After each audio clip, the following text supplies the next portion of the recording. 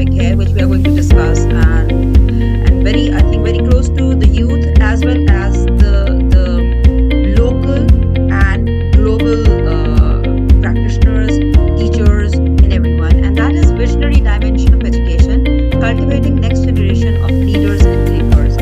I'm Dr. Saima Khan. I head the Department of Global Studies at Institute of Global and Historical Studies at Government College University, Lahore. And interestingly, मेरा जो सारा research area है वो भी education, how youth is getting empowered, women are getting empowered through education, it revolves around that. और while doing the research, I noticed that empowerment का एक word बहुत हम use करते हैं जब भी education की बात आती है.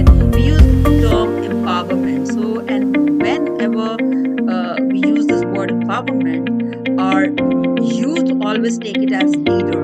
The quality of being leader is very much there. But are these leaders which we are having right nowadays, are they real thinkers as well? Are we creating through our education system as leaders?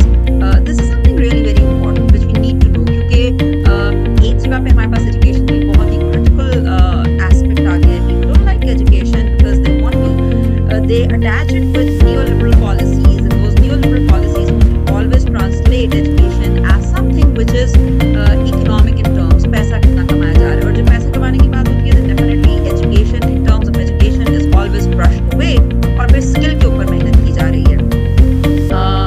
But we'll talk about this, whether it is true or not. And when we are talking about skill, recently we have a surge of artificial intelligence, and education is highly impacted by that.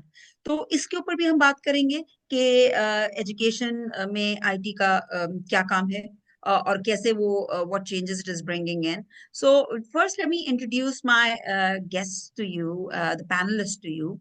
Our esteemed guests, very learned scholars and practitioners. We have Asfanjar Khan Sahab, who is Director General at Ministry of Information Technology. Then we have Gul Zeba Sahiba. She is founder and CEO of an IT company, Red Marker. She talks about how IT is influencing. Then we have Dr. Faisal Bari, a very renowned academic, and he teaches at LUMS. He is cluster head of research in broad area of human development at LUMS, and he has completed his PhD from McGill University.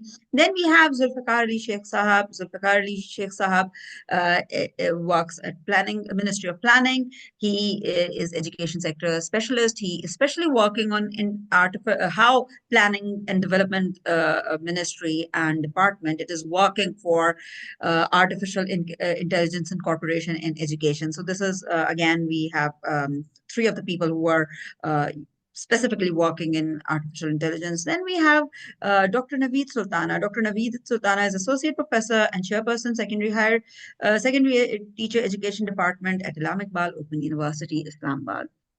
And she will also let us know what is going on. So I would like to start my conversation from Zulfikar Sahab. Zulfikar Sahab ने थोड़ा जल्दी भी जाना है. He has some commitment as well. तो उनसे मैं start करती हूँ कि generally planning and development की जब हम बात करते हैं, planning and development department, and I'm starting from you because you know everybody asks about government, what government is doing for us, वो leaders कैसे create कर रही है, वो education के लिए क्या कर रही है, वो IT के लिए क्या कर रही है. So I would start from there, that you know what exactly planning and development department doing, because whenever we see Pakistan, it never scores well in education. उसका budget भी कम होता है, उसकी scoring भी कम होती है. So what exactly are you doing? And then how would you link it with whatever work you're doing for the leadership of the youth and artificial intelligence?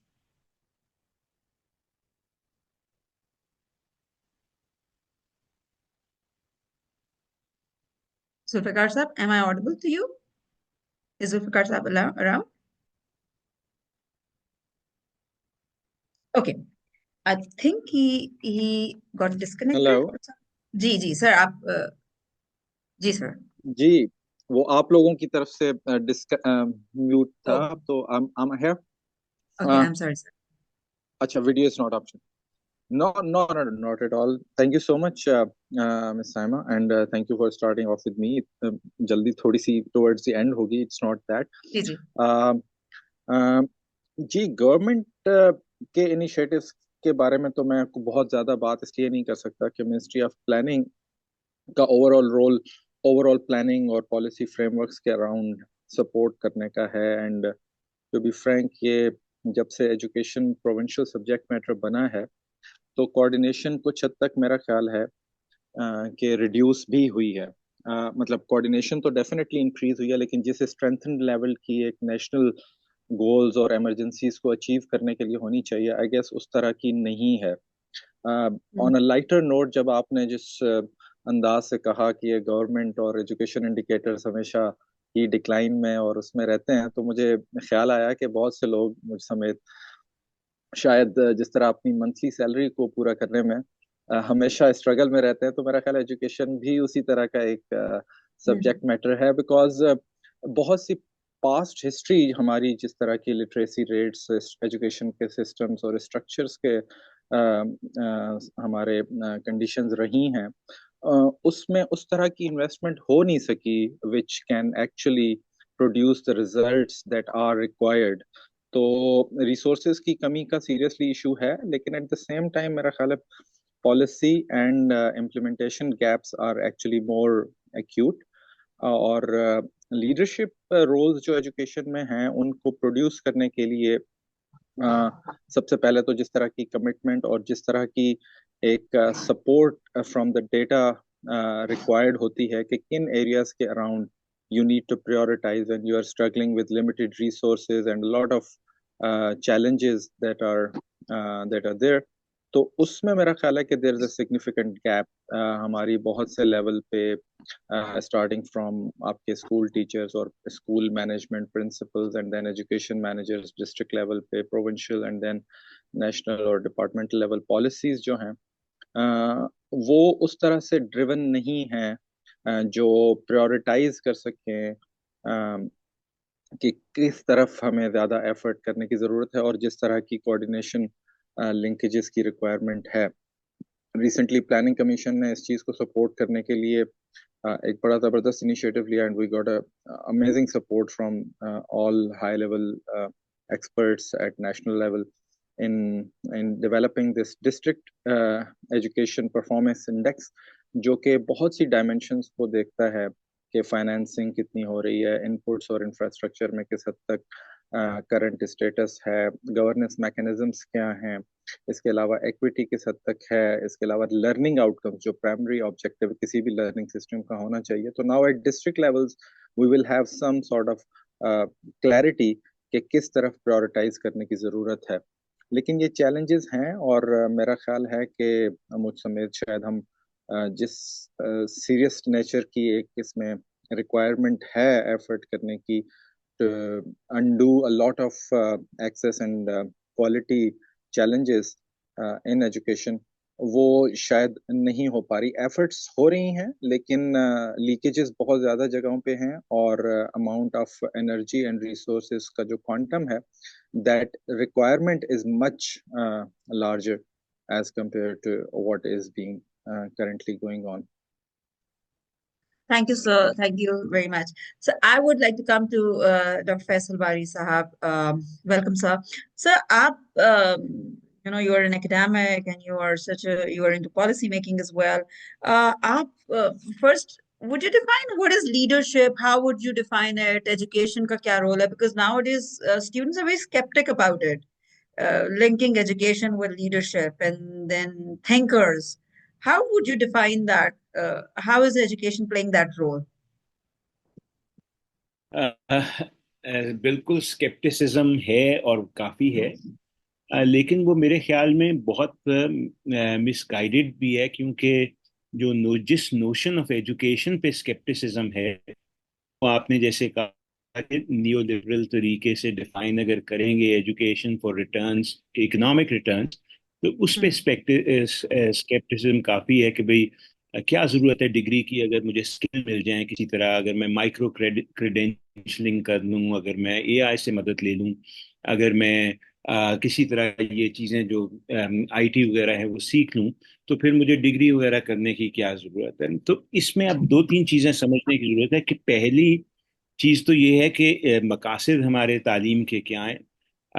ये बिल्कुल सही है कि हम मैथ, साइंस, अंग्रेजी, उर्दू ये पढ़ाना चाहते हैं, लेकिन उसकी एक वजह और वजह भी है तालीम की कि हम इंसान भी बनाना चाहते हैं, हम शहरी भी बनाना चाहते हैं, हम ऐसे लोग भी बनाना चाहते हैं जो एक दूसरे के साथ मिल के रह सकें, जो एक दूसरे के साथ कोऑपरेट कर सकें। वो सारी स्किल्स भी हम, आप इस तरह से सोचिए कि हम एजुकेशन के जरिए ही पास ऑन करते हैं। और ये मैं नहीं कह रहा, ये बहुत ज्यादातर जो एजुकेशन के पे लिखने वाले हैं, सोचने वाले हैं, जो फिलोसफर्स हैं, बाकी हैं, उन सब ने एजुकेशन के यही मकासद डिफाइन किए हैं। लेकिन इट्स वेरी नेचर, ये बड़ा मुश्किल काम है। क्यों?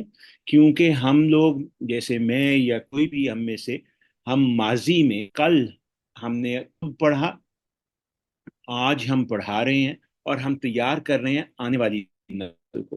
तो उसमें ये जो एक, so people of who were educated yesterday, who are teaching today, and are preparing a people for tomorrow, and a tomorrow that we haven't seen, where uncertainty is going up, where life is becoming more challenging. That in itself is a very challenging enterprise. और बाकी वो जुल्फकार ने कुछ चीजें बताई कि भाई वो भी हम पूरी तरह से नहीं कर पा रहे तवज्जो से जो करनी चाहिए। अच्छा, जहां तक थिंकर्स और लीडर्स का ताल्लुक है, अब ये जो हमारा एजुकेशन सिस्टम है, मसला यही है कि वो बहुत नैरोली डिफाइंड है। हम ये कहते हैं कि वो डिग्री के लिए, स्किल के लिए, इसके बाद नौकरी के लिए, जो कि बहुत इंपॉर्टेंट है, मैं ये नहीं कह रहा इंपॉर्टेंट है नहीं है, लेकिन वो सिर्फ उस तक महदूद करने की कोशिश जो हम बड़े अरसे से कर रहे हैं ना, उसकी वजह से काफ़ी ज़्यादा नैरो भी हो गया है, और फिर वो पूरी तरह तालीम दे भी नहीं पाता।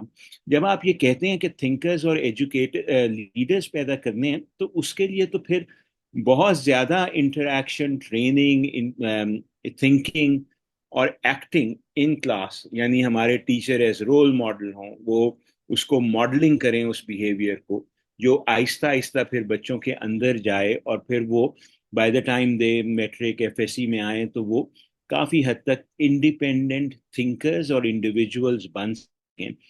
ये एक सारे मुल्कों में बड़ा मुश्किल एंटरप्राइज है, पर उन ममालिक में जहां हम तालीम पे बहुत कम खर्च कर रहे हैं, और पाकिस्तान उसकी बहुत प्राइम एग्जांपल है, जहां 26 मिलियन बच्चा स्कूलों से बाहर है, जहां वर्ल्ड बैंक कह रहा है कि लर्निंग पावर्टी 77% है, यानी 10 साल के बच्चे, हमारे 77% बच्चे, उनको जो चीज आनी चाहिए, इवन मैथ, साइंस, अंग्रेजी, उर्दू में, वो नहीं आती। तो उस केस में वो एजुकेशन का केस बनाना भी मुश्किल है, और फिर ये जो थिंकर और लीडर पैदा करने वाली बात है, ये भी उस इस एजुकेशन सिस्टम में लाना भी बहुत मुश्किल है। सो डॉक्टर साहब, अगर वेरी ब्रीफली, क्योंकि बाकी लोगों ने को भी टाइम चाहिए, अगर हमने वाकई एजुकेशन को इसलिए इस्तेमाल करना है कि हम थिंकर्स, लीडर्स, इंडिपेंडेंट लोग पैदा करें, तो फिर हमें काफ़ी रिवैम्प करना पड़ेगा अपना एजुकेशन सिस्टम, खासकर public sector, but private sector का भी बहुत बड़ा हिस्सा, जिसे हम लो फी प्राइवेट सेक्टर स्कूल्स कहते हैं। Thank you so very much doctor साहब। ओके, नाउ वी, मैं गुलजेब साहिबा से पूछना चाहूंगी कि the way sir talked about leadership और रिवैम्प करना पड़ेगा एजुकेशन के अंदर, काफी शिफ्टिंग की जरूरत है। एक शिफ्टिंग तो ये भी आ रही है डिजिटाइजेशन की।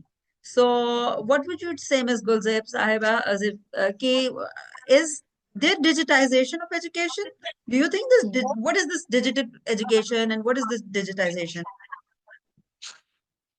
Thank you so much, Dr. Saima, and it's pleasure to be here. And I would like to commend Dr. Irfan कि उन्होंने बड़ा जबरदस्त ये टॉपिक चुना है. It sounds really good.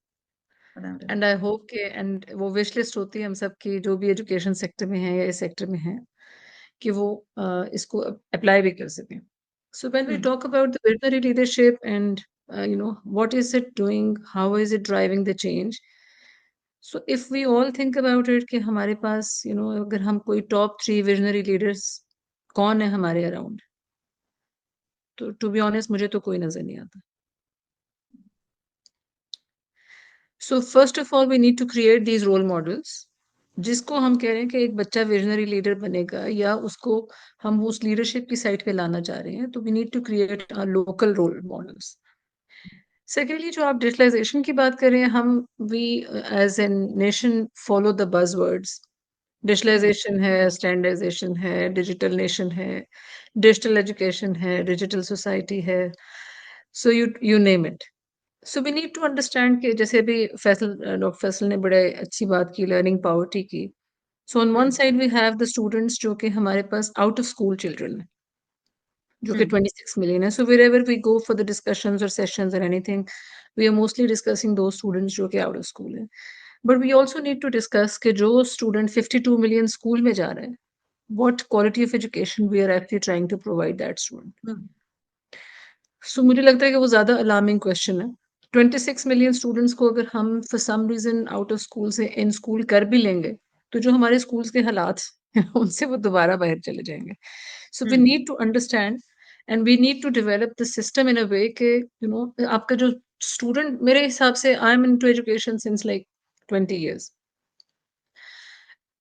In the recent survey 94% parents जो हैं, they are satisfied from their education system in Pakistan। अब मुझे समझ नहीं आती कि वो किस तरह से सेटिस्फाइड है, ठीक। अनलेस वी मेक दैट ट्राइका कि हम पेरेंट्स, टीचर्स एंड स्टूडेंट्स का एक एक इस ट्रायंगल को एक्टिव करें और उससे हम स्टूडेंट की अपब्रिंगिंग, उसकी लर्निंग, उसकी उसके फ्यूचर, उसकी क्रिटिकल थिंकिंग, उसकी लीडरशिप, उसकी डेवलपमेंट की बात करें, we will never be able to achieve that. Why again? Because as अभी मिनिस्ट्री ऑफ प्लानिंग के जो आपके थे, वो कह रहे थे कि हम प्लानिंग करते हैं। अब हम सब जो काम कर रहे होते हैं, what I feel is, to be honest, it's sometimes very disappointing also, but I would try to stay positive. अब इसमें जैसे हम लोग सब साइलोज में काम कर रहे हैं। सो अगर मैं आपसे कहूँ कि पिछले 10 साल के एजुकेशन के जितने इनिशिएटिव्स थे, उन सब ने क्या रिजल्ट निकाला है, उसका क्या इम्पैक्ट है, जितनी हमने पिछले 10 साल में स्पेंडिंग की है एजुकेशन सेक्टर में, in any, because I am related to assessment sector, हमारा एडटेक का काम है, हमारा एग्जामिनेशन रिफॉर्म्स का काम है, which is extremely difficult domain. So we are the first private company in Pakistan. We have marked more than 100 million questions, descriptive questions, online on screen. And you can understand कि in this particular scenario कितना difficult काम है ये कि आप पाकिस्तान में mindset भी change करें, educationist का, and एक different domain को touch करें और एक niche को touch करें।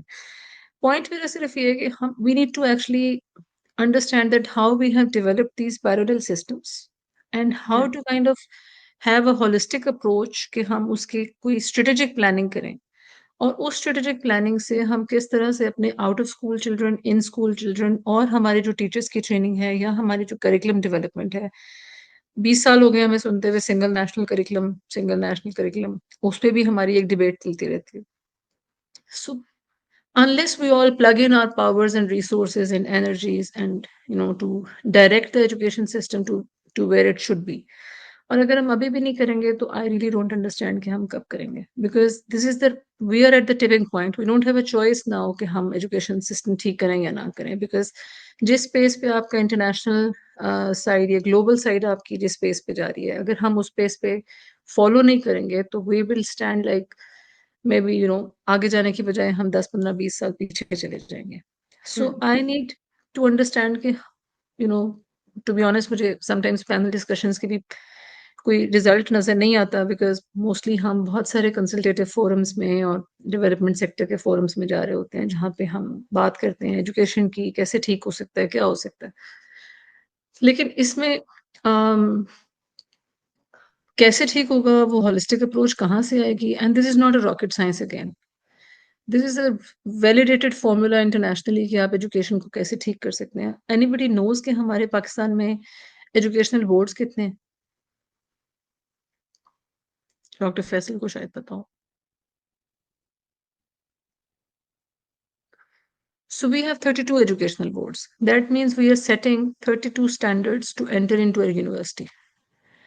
And just imagine how difficult it is for the university कि वो उन सारे 32 standards के बच्चों को एक standard पे लेके आए। हम हमेशा अगेन आई विल से एक तरफ आउटर स्कूल चिल्ड्रन हैं, एक तरफ आपके इन स्कूल चिल्ड्रन हैं, एक तरफ आपके वो स्टूडेंट्स हैं जिनका फ्यूचर है जैसे सेकेंडरी हायर सेकेंडरी लेवल पे, and then there are the students जो कि हायर एजुकेशन साइड पे, यूनिवर्सिटी साइड पे। जब हमारी यूनिवर्सिटी डिग्री खत्म हो जाती है, उस वक्त हम स्टूडेंट को कहते हैं कि now you know end of the university degree पे कि एंटरप्रेन्योर भी बन जाए, रिसर्च भी कर लें, critical thinkers भी बन जाए। That is something which has to be inculcated since the start. Hmm. And I Very don't know true. कैसे होगा, कब होगा, टू बी ऑनेस्ट मुझे Very नहीं true. Very true. Very gloomy situation, no doubt about it. आपसे मैं further एक question बाद में करूंगी, but curriculum की आपने बात की, and there are 32 boards, and ये मेरे ख्याल में सबके माइंड में क्वेश्चन आता है जब हम जब खुद भी उस एज से गुजरे थे और जब हमारे बच्चे भी गुजर रहे होते हैं तो हम डेफिनेटली पूछते हैं कि कौन से बोर्ड से हो और कौन से बोर्ड बेहतर है। हम्म, और यहाँ पे हम लेके आते हैं IT is one magic which we think that it's a magic, it'll bring in all the changes. तो असफन यार साहब, मैं आपसे पूछूंगी, what is IT ministry doing on it, how it is digitizing it, and IT के through तो हम एक ऐसा कोई करिकुलम जो सिंगल नेशनल करिकुलम है, कुछ ना कुछ तो हम बना सकते हैं। कोविड के जमाने में कुछ वीडियोस भी बनाई थी और वो अपलोड हुई थी कि बच्चे कुछ थोड़ा सा सिमिलर पढ़ लें, या what is Ministry of IT doing for education so that it can produce thinkers and leaders? जी अस्सलाम वालेकुम जी। फर्स्ट ऑफ ऑल जी, वेरी इंटरेस्टिंग टॉपिक, मुझे बड़ा मज़ा आया। एक तो टॉपिक आपका बड़ा ज़बरदस्त है, उसके अलावा जो पैनलिस्ट ने जो बात की, इट वाज रियली मतलब लर्निंग और बड़ी इंजॉयबल बात थी। अच्छा देखिए, जो टॉपिक है आपका, जो आप, मैं आईटी पे आता हूँ, लेकिन उससे पहले मैं दो तीन चीज़ें कहना चाहूँगा। देखिए, एजुकेशन का बेसिक पर्पस क्या है? एजुकेशन का बेसिक पर्पस ये है कि आपके अंदर वो एबिलिटी है कि आप एक प्रोडक्टिव और एक यूजफुल सिटीजन बन सकें, ताकि आप सोसाइटी में परफॉर्म कर सकें। और इसके लिए सबसे इंपॉर्टेंट चीज़ है कि इस वक्त हमारी सोसाइटी के डायनामिक्स क्या है। ग्लोबली वर्ल्ड चेंज हो रहा है, हम डिजिटल ट्रांसफॉर्मेशन और डिजिटल की तरफ जा रहे हैं। पहले हम हिस्टोरिकली बात करते थे जैसे कि इकॉनमी है, सोसाइटी है, आपकी सिटीजन्स हैं। अब सबके साथ अब डिजिटल इकॉनमी की बात हो रही है, अब डिजिटल सोसाइटी की बात हो रही है, अब आपके डिजिटल सिटीजन्स की बात हो रही है। क्योंकि इस वक्त we are living in era जो कि ट्रांसफॉर्मिंगली चेंज हो रहा है, और बड़ी रैपिडली और बड़ी इवॉल्विंग स्पीड पे चेंज हो रहा है।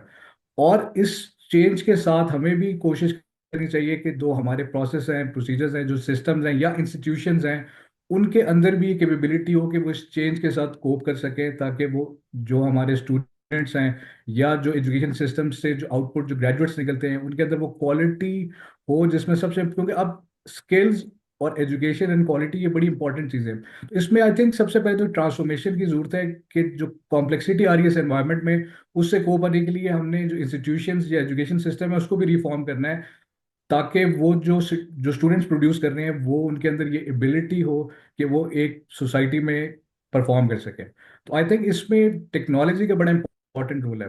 तो मिनिस्ट्री ऑफ आईटी और टेलीकॉम, इस वक्त हम लोग काफ़ी ज़्यादा पॉलिसीज़ पे काम कर रहे हैं, क्योंकि इस वक्त आईटी इंडस्ट्री को भी चैलेंज आ रहा है। जिस तरह अभी हमारे डॉक्टर साहब ने एक बात की कि जी कि एजुकेशन, और हम उसको इकॉनमी के साथ लिंक कर देते हैं जी, कि आपके जब स्टूडेंट्स निकले तो वो उनके लिए पास ये स्किल्स हों ताकि वो इकोनॉमिकली परफॉर्म कर सकें। लेकिन एजुकेशन की एक लार्जर बेनिफिट भी है।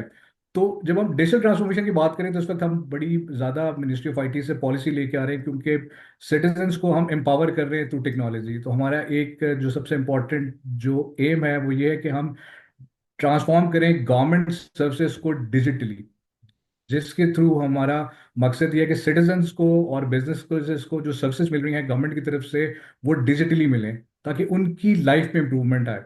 तो इससे बेसिकली जब हम डिजिटल ट्रांसफॉर्मेशन की बात करेंगे, तो इसके बाद फिर जो सेक्टोरल ट्रांसफॉर्मेशन है, जब बेसिकली डिजिटल पब्लिक इंफ्रास्ट्रक्चर को की जब बुनियाद डलेगी हुकूमत पाकिस्तान की तरफ से, तो आपके इसका इम्पैक्ट डिफरेंट सेक्टर्स पे आएगा, जिसमें एजुकेशन भी एक सेक्टर है, जिसपे आपकी फिर एजुकेशन सेक्टोरल प्लान्स बनेंगे। तो बेसिकली इस पे तो काम हो रहा है। लेकिन जो चैलेंज इस वक्त आईटी इंडस्ट्री फेस कर रही है वो यही है कि जब इंडस्ट्री को ग्रो करना है, तो आईटी इंडस्ट्री के लिए एक ही इनपुट चाहिए, that is skilled human resource based, जो कि एजुकेशन सिस्टम्स और यूनिवर्सिटीज और इंस्टीट्यूशन से आ रहे हैं।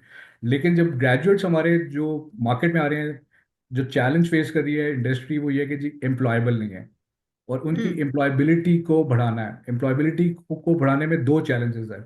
एक तो उनकी टेक्निकल नॉलेज एंड स्किल्स में गैप होते हैं, प्लस जब वो एक लीडरशिप रोल में आते हैं तो क्रिटिकल थिंकिंग, कम्युनिकेशन स्किल्स, मतलब आपके हार्ड स्किल्स के साथ आपकी सॉफ्ट स्किल्स भी इंपॉर्टेंट है। तो यहाँ पे एक गैप आ रहा है, तो इस पे भी आईटी मिनिस्ट्री, क्योंकि एक्चुअल तो काम ये education ministry, higher education commission और यूनिवर्सिटीज का है, ताकि वो ग्रेजुएट प्रोड्यूस करे जो कि इंडस्ट्री की डिमांड को फुलफिल करें।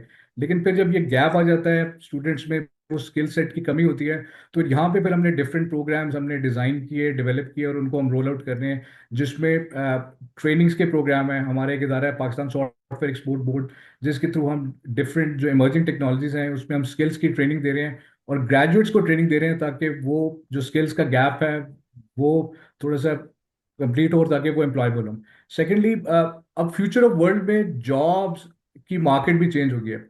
अब रूटीन में आपको जॉब 9 to 5 जॉब्स और आपका एक जैसा कैरियर होता है कि आप एक कंपनी में गए या आपने कैरियर चुना, अब ये भी टोटली ट्रांसफॉर्म हो रहा है आपका, क्योंकि अब जॉब्स भी स्टेबल नहीं है। नई तरह की जॉब्स क्रिएट हो रही हैं, टेक्नोलॉजी लाइक आर्टिफिशियल इंटेलिजेंस बहुत ज़्यादा जॉब्स पे इम्पैक्ट करेगा। बहुत सी जॉब्स जो हम देख रहे हैं वो खत्म हो जाएंगी, जो रूटीन जॉब्स हैं जिसमें आपकी मैकेनिक जैसे मतलब आपकी अकाउंटेंट्स की जॉब मैं समझ रहा हूँ कि कुछ ऐसे बाद खत्म हो जाएगी, क्योंकि ये एक रूटीन वर्क है। तो बहुत सी जॉब्स भी मार्केट में इन फ्यूचर कुछ इन 2 to 3 years ये खत्म हो जाएगी। तो हमें उसको देखते हुए पॉलिसी लेवल पे तमाम इंस्टीट्यूशन को प्लानिंग करनी है, ताकि फ्यूचर ऑफ जॉब्स को बीट करने के लिए हम वो क्वालिटी ऑफ स्किल्स इम्पार्ट करें जो कि मार्केट की रिक्वायरमेंट है।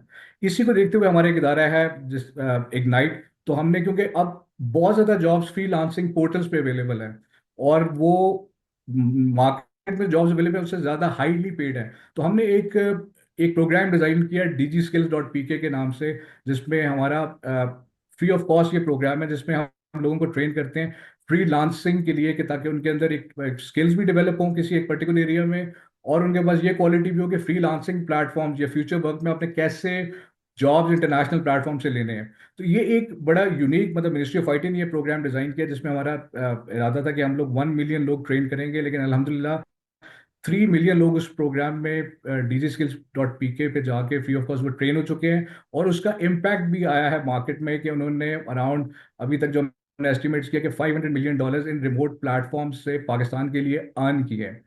तो इसको देखते हुए सबसे आई थिंक इम्पॉर्टेंट चीज़ है कि जी कि फ्यूचर आपकी सोसाइटी में चेंजेस क्या आ रही हैं, क्या रिक्वायरमेंट्स है, और उसको देखते हुए policy makers, institution like higher education commission, ministry of education, इनको अपने जो प्रोग्राम्स हैं या स्ट्रक्चर्स हैं इसमें चेंजेस लानी चाहिए, ताकि आपके जो ग्रेजुएट्स प्रोड्यूस हों उनके अंदर एबिलिटी हो कि वो फ्यूचर की जो रिक्वायरमेंट्स हैं जॉब्स की उनको मीट कर सकें। तो thank I you so think much. Thank you so much. Thank you. अब इसी बात से I would like to go to Zulfiqar साहब। अभी आपने असलजार साहब ने बात की कि teachers and institute they should also focus, society की डिमांड को देखना होगा और उस सब डिमांड को देखेंगे तो फिर सोसाइटी आगे चलेगी, स्किल एनहांस होगा and so on and so fourth. हमने एक डिफरेंट स्किल सेट देखा, लेकिन मैं अब आपसे ये इसी से रेलिवेंट एक क्वेश्चन पूछना चाहूंगी जुल्फिकार साहब आपसे, दैट यू नो आप लोग यू हैव डेटाबेस्ड एविडेंस यूजेज की भी प्लानिंग मिनिस्ट्री बात करती है, आप लोग बात करते हैं। How can teachers use that and how can it be used in the classroom, और हम किस तरीके से इंस्टीट्यूट्स को एंगेज कर सकते हैं इस सारी ट्रांसफॉर्मेशन के लिए और इस डेटा ड्रिवन एविडेंस को यूज करने के लिए? Um, और अगर यूज नहीं करते तो क्यों नहीं करते, आपका क्या ख्याल है इस जी, आई गेस वो जो डेपेक्स का मैं आपको बता रहा था, आप उससे पे? रिलेटेड जी जी क्वेश्चन कर रही हैं। जी जी। डिस्ट्रिक्ट एजुकेशन परफॉर्मेंस इंडेक्स, ये बेसिकली गवर्नेंस मैकेनिज्म के तौर पे हमने किया था कि जी जो हमारे पास प्रोजेक्ट्स आते हैं प्लानिंग में फॉर डेवलपमेंट फंडिंग, उसमें हम जब रिव्यू करते हैं, तो while the ministries apparently look very huge, लेकिन डेस्क ऑफिसर्स बड़े लिमिटेड होते हैं। तो उनको कैसे पता चले कि ये जो प्रपोजल है इसको ज्यादा वेटेज देनी है और किसी और को कम देनी है, और अगर बेहतर इंटरवेंशंस। अब ये इंडेक्स डेवलप करने में जो डेटा रिक्वायर्ड था, that was the biggest trouble. उसके अलावा जितनी कंसल्टेशंस रिक्वायर्ड थी एक्सपर्ट्स के साथ, गवर्नमेंट डिपार्टमेंट्स के साथ, फैसल बारी साहब जैसे बहुत से और एक्सपर्ट्स हमारे साथ उसमें शामिल रहे मेथोडोलॉजी रिफाइन करने में। तो वो प्रोसेस तो काफी स्ट्रीमलाइन तरीके से हो गया। डेटा जब आप use करते हैं किसी गवर्नमेंट एंटिटी के लिए, तो आपका रिलायबल डेटा जो भी available option government attested data कि जी ये किसी फोरम से आया है, उसको लेने में बड़ा इशू था। तो विद इन द मिनिस्ट्री, अब चाहे हमारा डायरेक्टली काम एजुकेशन मिनिस्ट्री, प्लानिंग के और विंग्स, एजुकेशन डिपार्टमेंट्स इन प्रोविंसेस, बहुत से डेटा की अवेलेबिलिटी हमारे लिए भी इंश्योर करना वाज वेरी डिफिकल्ट। तो एक चीज जो मतलब आपके क्वेश्चन की तरफ मैं ड्राइव करने के लिए कह रहा हूँ कि हमने फिर जितना डेटा था ये सारा का सारा हमने इसको सॉफ्ट फॉर्म में विद फुल इंडिकेटर्स, इसमें more than 26 sub level parameters और इंडिकेटर्स हमने यूज किए, वो सारा का सारा पब्लिशेबल फॉर्म में, पीडीएफ वर्जन्स में और बाकी फॉर्मेट्स में अवेलेबल है। तो जो लीडरशिप के हिसाब से आप कह रही हैं, तो अगर हम उसके बहुत से और इस पर रिसर्च स्टडीज हो सकती हैं, सिंपल डेटा एनालिसिस से लेके advance data analysis, linkages show करना कि जी क्या आपके फाइनेंसिंग इंक्रीज करने से कोई आउटकम्स में फर्क पड़ रहा है, या ये दो इंडिकेटर्स जब तक नहीं होते तो कोई भी और intervention doesn't help. All of this can be done and research and policy institutes should actively work on this कि जी किस डायरेक्शन में हमारे एजुकेशन लीडर्स को सोचने की जरूरत है, चाहे वो गवर्नेंस लेवल पे हो, चाहे वो किसी और पर्सपेक्टिव में हम बात करें। तो आई थिंक वो बड़ा क्रिटिकल है कि जो अवेलेबल डेटा है वो प्रॉपरली यूटिलाइज हो, उसके लिंकेजेस को देखा जाए, और जो सजेशंस दी जाएं वो काफी हद तक रियलिस्टिक हों। तो ब्रॉडर जो बातें होती हैं वो तो काफी हद तक मेरा ख्याल है कि एजुकेशन, हेल्थ और बहुत से सोशल सर्विसेज में काफी क्लियर होती हैं। इंटरेस्ट शो करना, काफी हद तक इंटेंशंस भी होते हैं। इट्स ऑल अबाउट कि जी आपको जो उसमें निटी ग्रिटीज हैं, कहाँ पे हिकअप्स आते हैं, कहाँ पे बॉटलनेक्स क्रिएट होते हैं, उनको आइडेंटिफाई और उनके बारे में सेंसिटाइज होना बड़ा जरूरी है। और वो आपको डेटा प्रोवाइड कर सकता है जो कि रिसर्च उसको लिंक करके बता सकती है कि जी यहाँ पे ये चैलेंजेस हैं। तो अच्छी अच्छी गुड टॉक तो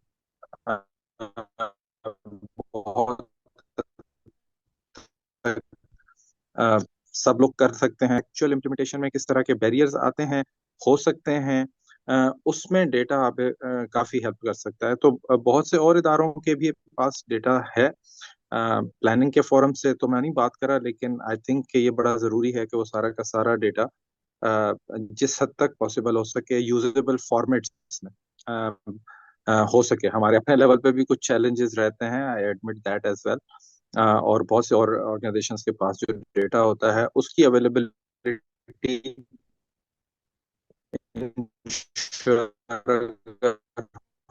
हो जाए तो आई एम प्रीटी श्योर कि हमारे एकेडमिक्स में और रिसर्च के, देखिए मैं एक गोटा बता रहा है, इस डायरेक्शन में चले हैं। ये चीजें जो आप कह रहे हैं ये इस तरह से फंक्शन नहीं करती है। यहाँ पे प्रॉब्लम पब्लिक डोमेन पे, गवर्नमेंट साइड पे हम जैसे ऑफिशियल्स के ऊपर भी मेरा ख्याल है कि एक रीजनेबल पुश आता है, which not immediately but after some time it does make an impact, और फिर आपकी डायरेक्शंस में चेंजेस अकॉर्डिंगली आती हैं। Thank you, sir. Thank you so very much.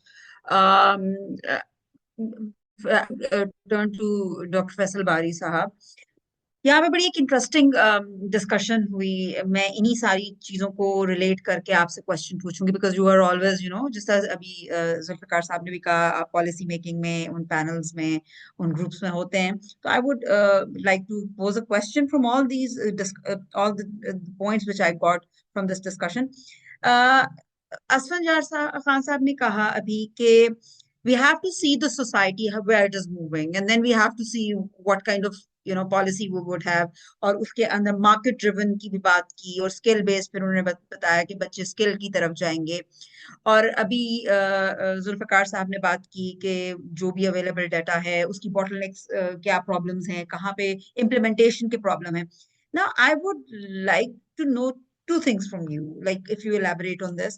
पहली बात तो ये कि आपने जो अभी बात की, आपने कहा कि क्रिटिकल थिंकिंग के लिए हमें एजुकेशन की चीजों को देखना पड़ेगा और इन सब चीजों को देखना पड़ेगा। अब मार्केट ड्रिवन और नॉलेज और एजुकेशन को जो अभी आपने थोड़ी देर पहले डिफाइन किया था, how should we go about that? और अगर हम सिर्फ मार्केट ड्रिवन पे जाएं, आपके पास भी यूनिवर्सिटी लम्स में भी या बाकी जितनी भी लाहौर की यूनिवर्सिटीज हैं, इवन पाकिस्तान की यूनिवर्सिटीज में, हर बच्चा आर्टिफिशियल इंटेलिजेंस में एडमिशन लेना चाहता है, कंप्यूटर साइंसेस में एडमिशन लेना चाहता है, ह्यूमैनिटीज सोशल साइंसेस जो कि कहा जाता है कि क्रिटिकल थिंकिंग डेवलप करती है, जो कि इमेजिनेटिव और क्रिएटिव स्किल्स को डेवलप करती है, उसको बिल्कुल इग्नोर कर दिया गया है। And this is a global debate nowadays going on. जब A levels के results बड़े खराब आए, तो even in UK and even in USA, this whole debate was there, and then professors are coming forward and they're saying कि नहीं भाई, हमें तो social sciences और humanities की भी जरूरत है।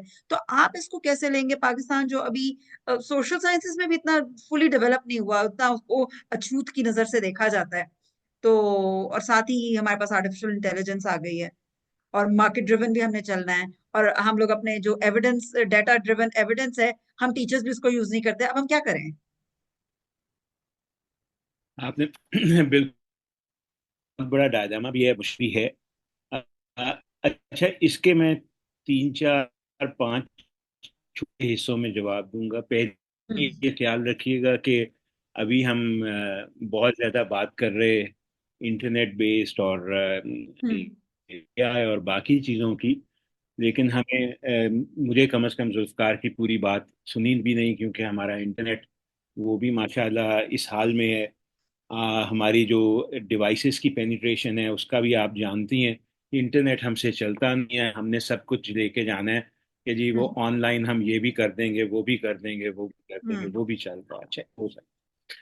दूसरी तो हमें सोचना पड़ेगा ना कि फिर इन्वेस्टमेंट्स क्या चाहिए इंफ्रास्ट्रक्चर में, डिवाइसेस में, टीचर्स में, अगर हमने वाकई एक ऐसी तरफ जाना है जहाँ पे टेक्नोलॉजी का रोल बहुत ज्यादा हो। सो एक तो वो हिस्सा है इसका। दूसरा, हर कोई क्रिटिकल थिंकिंग कहता है कि क्रिटिकल थिंकिंग होनी हम्म। चाहिए, ये वो। हम्म। इम्तिहान भी हमारे, तालीम हमारी सारी रट्टे पे बेस्ड है, रोट लर्निंग पे एग्जैक्टली। बेस्ड है। क्रिटिकल थिंकिंग जो है, हम ये चाहते हैं कि क्रिटिकल थिंकिंग साइंस और मैथ में आ जाए, पर सोशल स्टडीज में ना आए, इस्लामियात में ना आए, पाकिस्तान स्टडीज में आए। ये कोई स्विच तो नहीं है जो आप ऑन ऑफ कर लें कि बच्चा जब साइंस पढ़े तो क्रिटिकल थिंकिंग का स्विच ऑन कर दिया, और जब वो इस्लामियात पाकिस्तान स्टडीज पढ़े तो स्विच ऑफ कर दिया कि अब ये फिर जी। आप जो है चीजें सीख लीजिए, 14 निकात याद कर लीजिए, वगैरह वगैरह वगैरह। सो क्रिटिकल हम्म। थिंकिंग तो एक वे ऑफ थिंकिंग और बीइंग है, और एक way of teaching and learning है, जो फिर सारी चीजों में लगेगा।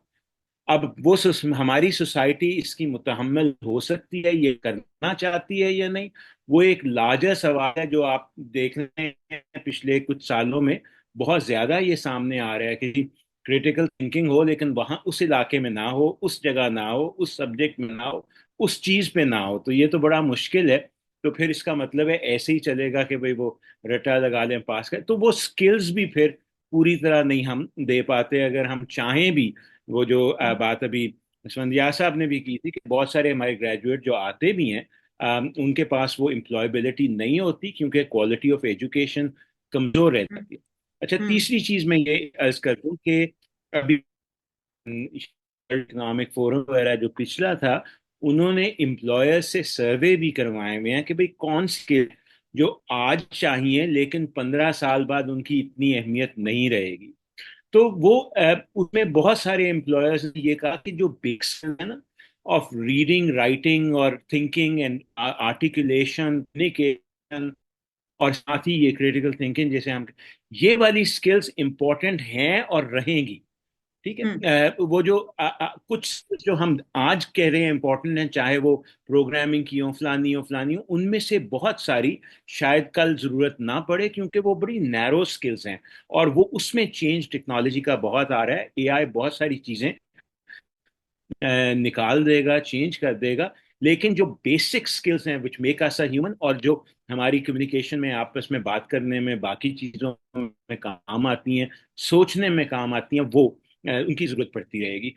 और इसका कनेक्शन मैं इससे करूंगा कि आप ये देखिए, हम बहुत सारे एडवांस मुल्कों की बातें करते हैं कि फिनलैंड, स्वीडन, इसमें एजुकेशन बहुत अच्छी है।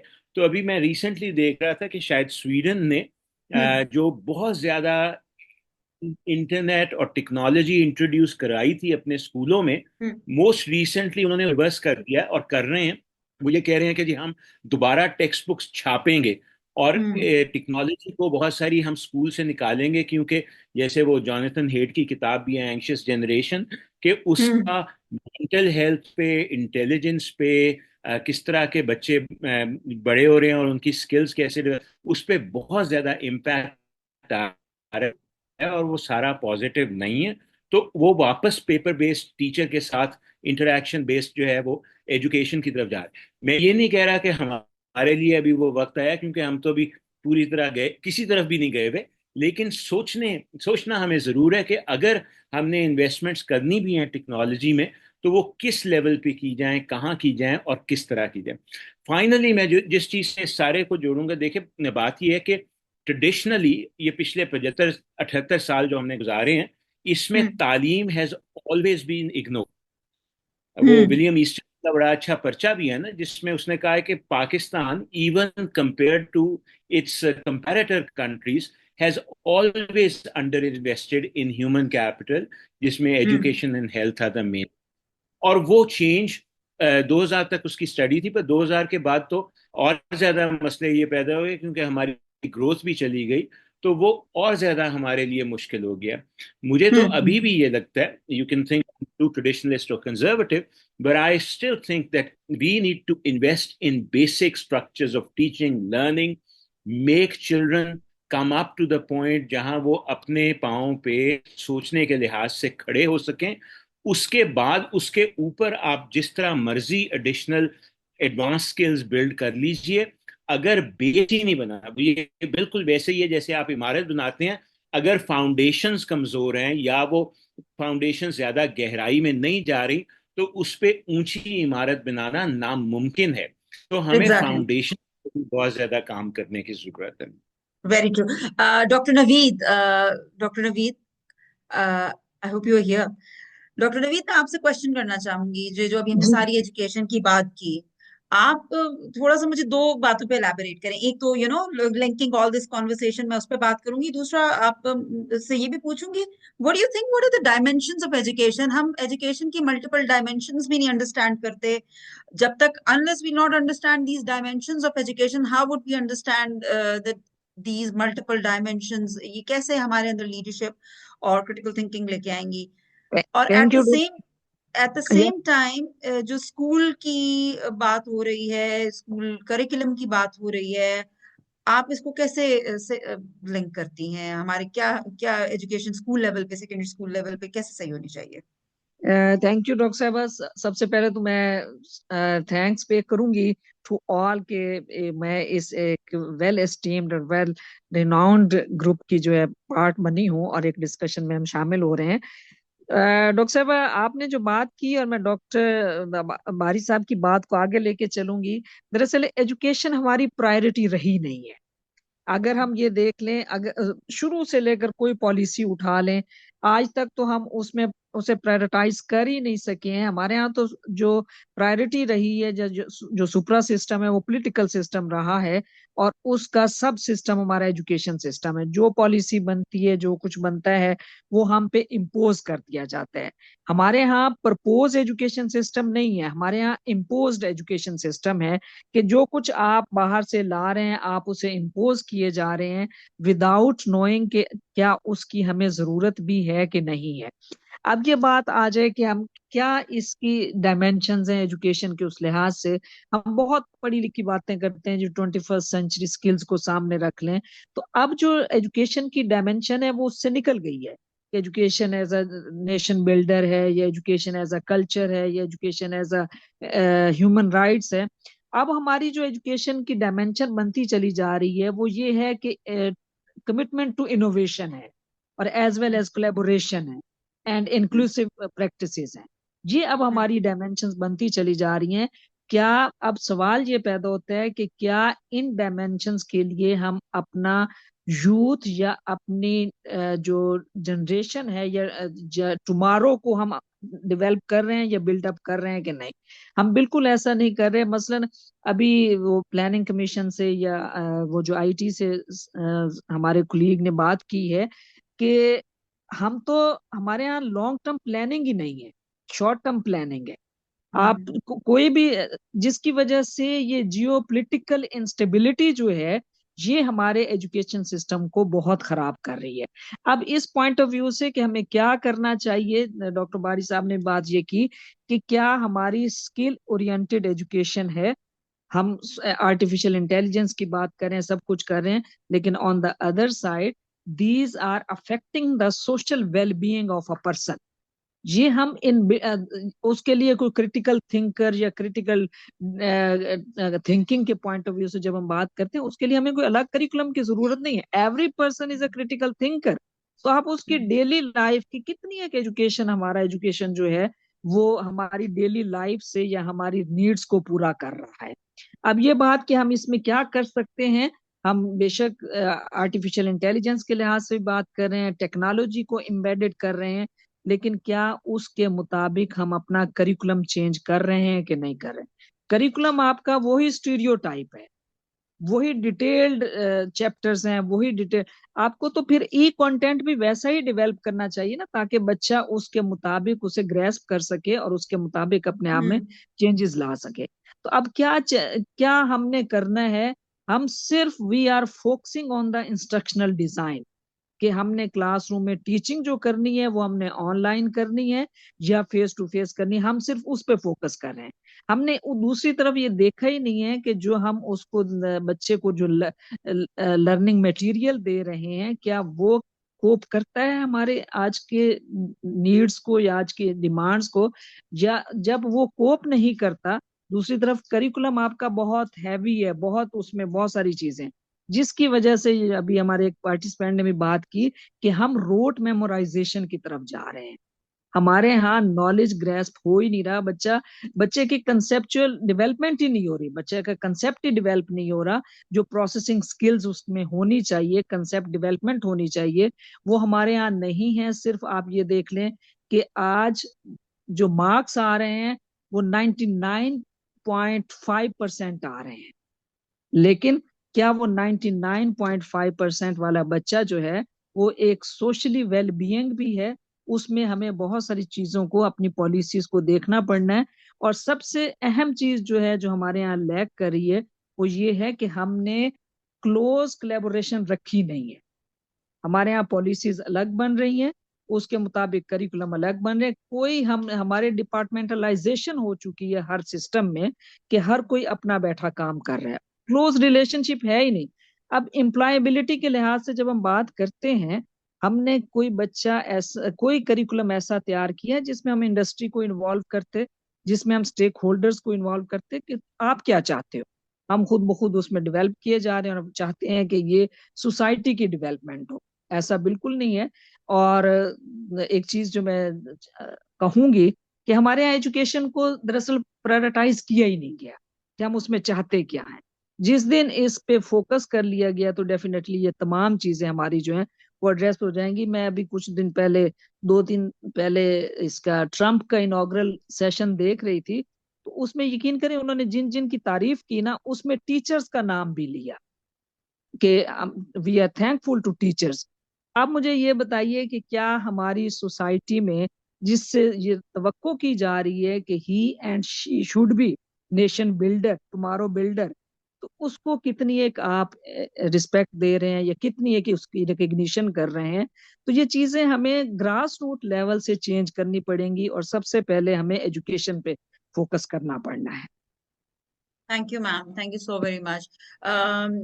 I would take this discussion further, लेकिन जुल्फिकार साहब ने जाना है तो इसलिए मैं उनसे थोड़ा सा जल्दी से कुछ पूछ लूं। सर, अब यहाँ पे बात बार बार आ रही है, रीवैम्प करनी है चीजें, एजुकेशन रीवैम्प होनी चाहिए।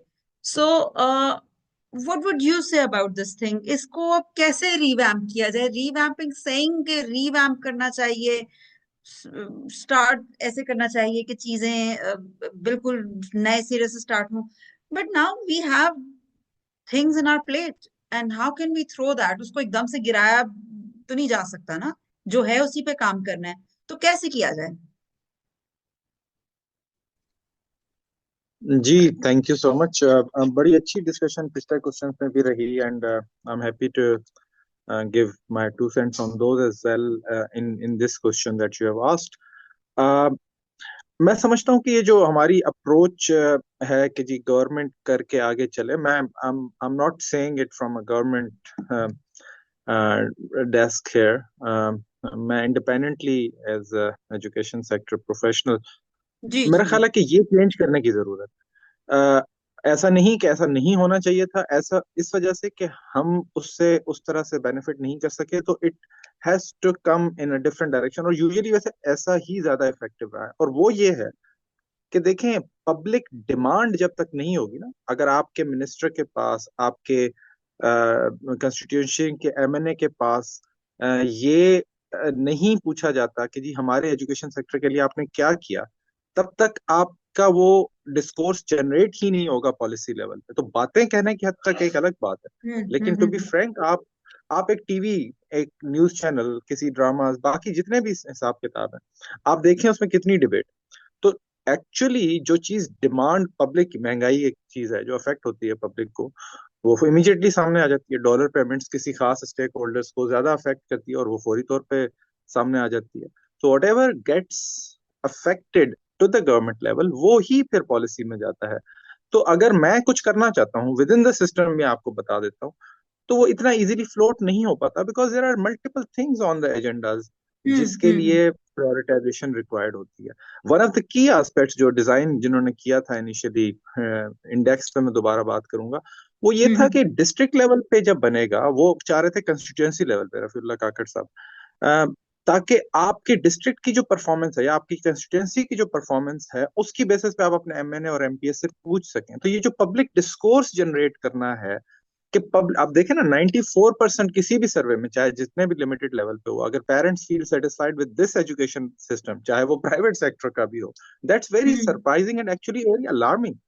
इसका मतलब है कि इवन पब्लिक के अंदर तो अवेयरनेस उस लेवल की नहीं है। तो मेरा ख्याल है कि जो स्टार्ट विद, आई थिंक कि जो इंस्टीट्यूट्स, इंडिविजुअल्स काम कर रहे हैं, टू बी फ्रैंक काफी ज्यादा काम हो रहा है, लेकिन मैंने कहा ना, मोमेंटम ऑफ चैलेंज इतना ज्यादा है कि वो आपको फिर नहीं होता कवर। तो पहले ये जो इस लेवल पे एक एडवोकेसी के लिए ज्यादा काम किया जाए कि जी पब्लिक के अंदर इस चीज को ज्यादा अलार्मिंग तौर पे प्रेजेंट किया जाए कि ये ऐसा नहीं है कि सिचुएशन सिर्फ अलार्मिंग है, यहाँ पे बात रोक दी जाए। ये अलार्मिंग है बिकॉज इस पे काम नहीं हो रहा, उस पे उस तरह से प्रायोरिटाइजेशन, रिसोर्स एलोकेशन, एनर्जीज नहीं लग रही, और सिस्टम्स की स्ट्रीमलाइनिंग में चीजें जाके रुक जाती हैं। उसकी वजह यह है कि एक या दो या चार ऑफिशियल या चार एक्सपर्ट्स या चार इंडिविजुअल्स मिलकर नहीं कर सकते। अगर वो पब्लिक की तरफ से एक प्रेशर उस पर क्रिएट हुआ पड़ा होगा, तो रास्ते निकल आते हैं।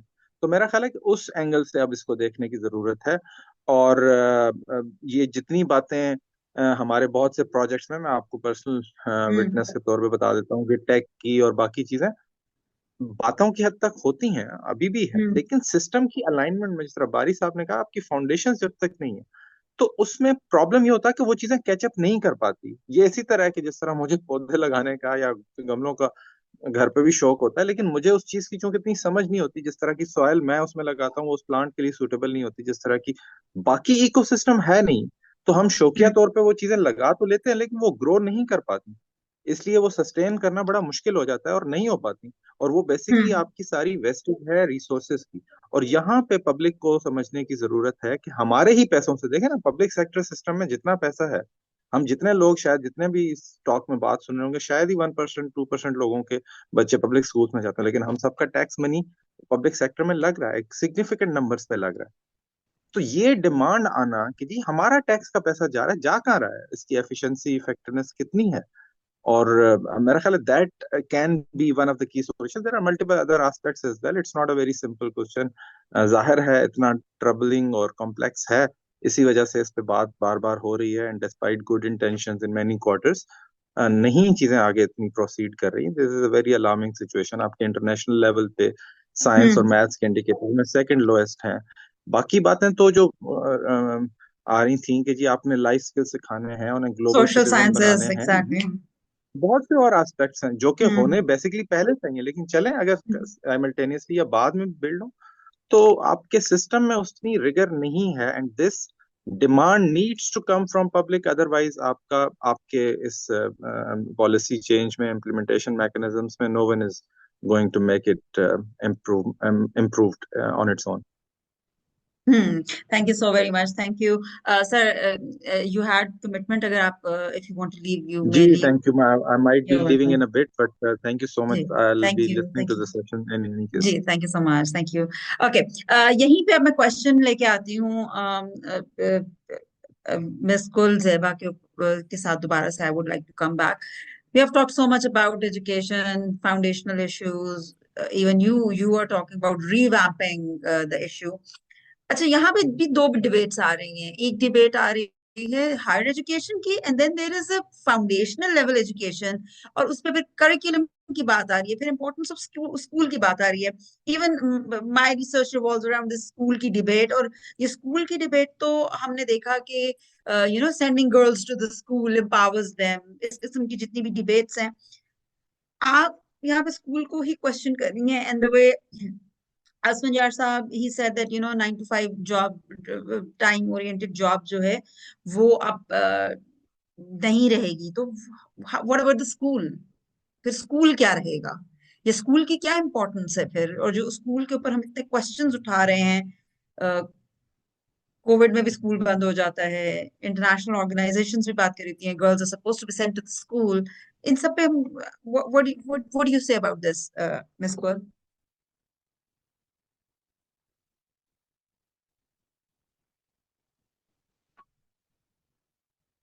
Miss Kull, are you there?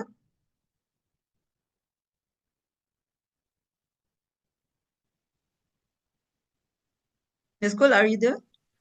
Ji, I'm there. मैं जी म्यूट पे थी एक्चुअली. जी That's why I asked you to unmute. अच्छा, देखिए, वैसे तो जो आपने टॉपिक पकड़ा ना, इंटरेस्टिंगली वो इज नॉट समथिंग जो जिसको हम एक कूजे में बंद कर सकें, या इसको इतनी जल्दी हम उसको उसमें कर सकें. But it's not a question. देखिए, मैं अगर I am a product of a government school, ठीक है, और गवर्नमेंट स्कूल में भी हमेशा से ऐसा नहीं था कि गवर्नमेंट स्कूल्स का एजुकेशन सिस्टम खराब था या वो चीज़ें ठीक नहीं थी. Over a period of time बहुत सारी चीज़ें ओवरलैप हुई, बहुत सारी चीज़ें जो बेहतर होनी चाहिए थी वो ठीक नहीं हुई. फॉर एग्जांपल, अभी इंटरनेट की बात कर रहे थे कोई, तो पहले तो हम कहते थे कि एब्सेंस ऑफ इंफ्रास्ट्रक्चर है, अब हम कहते हैं एब्सेंस ऑफ इंटरनेट है. जी. So there is a huge difference. Internet absence is not it should not be in any case. आज के ज़माने में अगर आप इंटरनेट एब्सेंस कर देते हैं तो फिर आपको कोई क्वेश्चन नहीं रह जाता किसी भी तरह के डिजिटल काम का. तो हम पाशा Exactly. मेंबर, हम पीसेट मेंबर, और फिर हर वक्त हमारी एक ही डिबेट हो रही होती है कि इंटरनेट नहीं है, वीपीएन का मसला है, ये मसला है, ये मसला है, जी. सो on one side, जो मैं, if we talk about on the solution side, challenges तो देखें, we can ओवरनाइट भी हम बात कर सकते हैं चैलेंजेस पे, इतने चैलेंजेस हैं.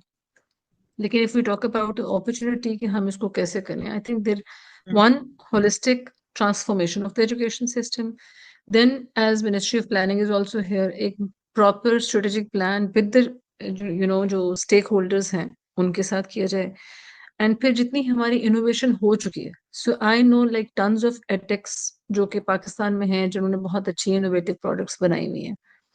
रादर री इन्वेंटिंग द व्हील, आप उसी को देखेंगे कि कौन सी ऐसी इनोवेटिव प्रोडक्ट्स हैं जिनको आप अडॉप्ट कर सकते हैं. And then engaging the community also, because जब आप टेक्नोलॉजी अडॉप्ट करते हैं तो आपको थोड़ा सा बैकलैश भी आता है from the community. Unless the community knows, अब कम्युनिटी में टीचर्स भी हैं और कम्युनिटी में आपके पेरेंट्स भी हैं. जी. तो वो बैकलैश आपके ना आए, उसके लिए कम्युनिटी एंगेजमेंट भी जरूरी है before implementing anything in the digital education और एनी इनोवेटिव आइडिया और एनी इनोवेटिव प्रोडक्ट. अब उसके लिए इट्स वेरी इंपॉर्टेंट कि ज्वाइनिंग, जैसे अभी मैडम नवीदा कह रही थी कि हम सब डिपार्टमेंटलाइज हो चुके हैं, तो that is very true. We need to understand कि हमें एक कलेक्टिव डेवलपमेंट के लिए कैसी ज़रूरत है, और वो कलेक्टिव डेवलपमेंट एक होलिस्टिक एजुकेशन प्रोग्राम से होगी। एंड होलिस्टिक एजुकेशन प्रोग्राम में if we talk about this के प्रोविंशियल मैटर है, सो कोई भी प्रोविंस नहीं चाहता कि उसके उसके जो उसकी यूथ है, उसका जो बच्चा है वो पढ़ा लिखा ना हो या वहाँ की एजुकेशन बेहतर ना हो। बट ऑब्वियसली वो उलझा हुआ धागा है जिसका कोई सिरा नहीं मिलता। तो वो हम्म सिरा ढूंढने की जरूरत है कि वो हम्म कैसे मिलेगा। और आई स्टिल डोंट बिलीव कि इस ये नहीं हो सकता। अगर हम्म हम भी let's say 64 people in the group, हम भी इकट्ठे बैठ जाए तो हम भी शायद कुछ ना कुछ चेंज ला सकते हैं। We need to have that passion, we need to have that you know एक विल होनी चाहिए और एक पैशन होना चाहिए। और जहाँ पे हम जितना एफर्ट करके जितना चेंज ला सकते हैं, we are all on that domain. लेकिन उसको hmm collectively impact create oriented कैसे होगा और उससे ज्यादा इम्पैक्ट कैसे होगा जब उसको गवर्नमेंट या पब्लिक सेक्टर ओन कर लेगा। हम्म, हम्म। अच्छा, and that will actually bring that transformation. जी। okay, okay, this is such a multi-dimensional discussion, and of course, the way you said कि ये इसको पूजे में तो बंद नहीं किया जा सकता. And again, I'm saying because my own research is, revolving around it. Talking about school is something different, then talking about artificial intelligence is entirely different. फिर उसके अंदर higher education एक बिल्कुल entirely different sector है. फिर leadership और critical thinking is entirely different section आ जाता है. फिर जो भी data ड्रिवन इंडेक्सेस बनाए जा रहे हैं और उसको कैसे यूटिलाइज किया जा रहा है, that is an entirely different thing. इन सब के अंदर अब यहाँ पे फॉर इंस्टेंस हमारे पास क्वेश्चंस भी आ रहे हैं. मैं gradually it's been an hour मैं क्वेश्चंस भी लेना शुरू कर देती हूँ. But of course we can connect some points. एक जगह पे हमारे पास आ रही है मार्केट ड्रिवन एजुकेशन, और दूसरी जगह हमारे पास बात आ रही है we need to understand what is education. And there are changing times and global scenarios, वो किस तरीके से चेंज हो रहे हैं. It's not similar to the traditional, like there is a clear difference. जब एक बच्चा कहीं बाहर से पढ़ के आता है, चाहे वो छोटा बच्चा हो, चाहे वो हमारे यूनिवर्सिटी लेवल का मास्टर्स पीएचडी किया हो, there's a stark difference between the approaches of both the people, how they take the definition of leadership and thinking. अब इसके ऊपर आप क्या कहेंगे? आसमान साहब आप बताएंगे. अभी फैसल बारी साहब ने बिल्कुल सही कहा, हमारी तो इंटरनेट कभी आती है कभी नहीं आती, हम तो अपने आप को अपग्रेड ही नहीं कर रहे. जब दुनिया की education is so high level, but at the same time Zulfiqar साहब pointed out really very well कि फिनलैंड के अंदर वो कह रहे हैं हम बुक्स को पब्लिश करेंगे. Even I know in US वो बच्चों को इनकरेज करें, लैपटॉप ना यूज करें, आप लिखना भूल रहे हैं, स्टार्ट राइटिंग. तो एक तो global effort of education and IT use, but at the same time stopping that IT use. And और पाकिस्तान में हमारी आईटी नहीं काम करती. So how should we deal with this situation? देखिए जी, आजकल आई थिंक जिस तरह आपका बेसिक यू राइट है कि जी के पानी बिजली, तो इसी तरह connectivity I think is the basic right. कि कनेक्टिविटी तो हर बंदे को आपको मिलनी चाहिए, and it's the basic right I think. और कनेक्टिविटी अर्बन एरियाज में नहीं, हम पाकिस्तान को हम फोकस करते हैं जी कि अर्बन एरियाज हैं, मेट्रोपॉलिटन सिटीज हैं. कनेक्टिविटी तो बलूचिस्तान के जो रिमोट एरिया आवारान, अगर वहाँ कोई बच्चा बैठा हुआ है तो उसको भी उसी लेवल की कनेक्टिविटी मिलनी चाहिए, क्योंकि he is also part of the citizen. इस पे तो मतलब मैं के मिनिस्ट्री में हमने काफ़ी पॉलिसीज पे हम काम कर रहे हैं, जिससे ये कनेक्टिविटी का जो चैलेंज है ये होपफुली बेहतर हो जाएगा. क्योंकि हमारी राइट ऑफ वे फाइबराइजेशन पॉलिसी और काफ़ी इस पॉलिसी लेवल पे काम हो रहा है, जिसपे ये प्रॉब्लली जो कनेक्टिविटी का चैलेंज है ये खत्म हो जाएगा. अभी रिसेंटली हम 5G के लाइसेंसिंग पे भी काम कर रहे हैं कि 5G टेक्नोलॉजी आ जाएगी तो होपफुली जो आपकी रेट ऑफ कनेक्टिविटी है ये भी इंक्रीज हो जाएगी. और फिर स्पेस पे जो स्टारलिंक की बात हो रही है ताकि रिमोट एरियाज में भी कनेक्टिविटी, तो उस पर तो काफ़ी मिनिस्ट्री की पॉलिसी मेकिंग हो रही है और काफ़ी ऐसे इनिशिएटिव्स हैं जिससे ये चैलेंजेस सॉल्व हो जाएंगे. और आई थिंक इसी से रिलेटेड एक क्वेश्चन जो आपने एक पहले आई थिंक जुल्फिकार साहब से पब्लिक किया था जी कि डेटा बेस, अगर आपने डिसीजन मेकिंग या पॉलिसी मेकिंग करनी है तो उसमें भी एक चैलेंज है जिस पे हम काम कर रहे हैं कि डेटा की अवेलेबिलिटी नहीं है. कि अगर पॉलिसी मेकर्स ने अगर कोई डेटा एनालिसिस करना है गवर्नमेंट लेवल पे, तो डेटा की ना इंटीग्रेशन है, ना डेटा अवेलेबल है, ना डेटा की स्टैंडर्डाइजेशन है कि आपने कैसे डेटा को मेक अवेलेबल करना है, उसको शेयर करना है ताकि वो अवेलेबल हो. तो उस पे भी हम एक प्रोजेक्ट पे काम कर रहे हैं जिस पे हम कुछ की इनेबलर्स डेवलप कर रहे हैं पॉलिसी लेवल पे, और उसके बाद इंफ्रास्ट्रक्चर डेवलप होगा। For example I will give you an example कि अभी हम एक प्रोजेक्ट इंप्लीमेंट कर रहे हैं, डिजिटल इकोनॉमी एनहांसमेंट प्रोजेक्ट, जिसमें हम डीपीआई बना रहे हैं, पाकिस्तान का first Pakistan stack.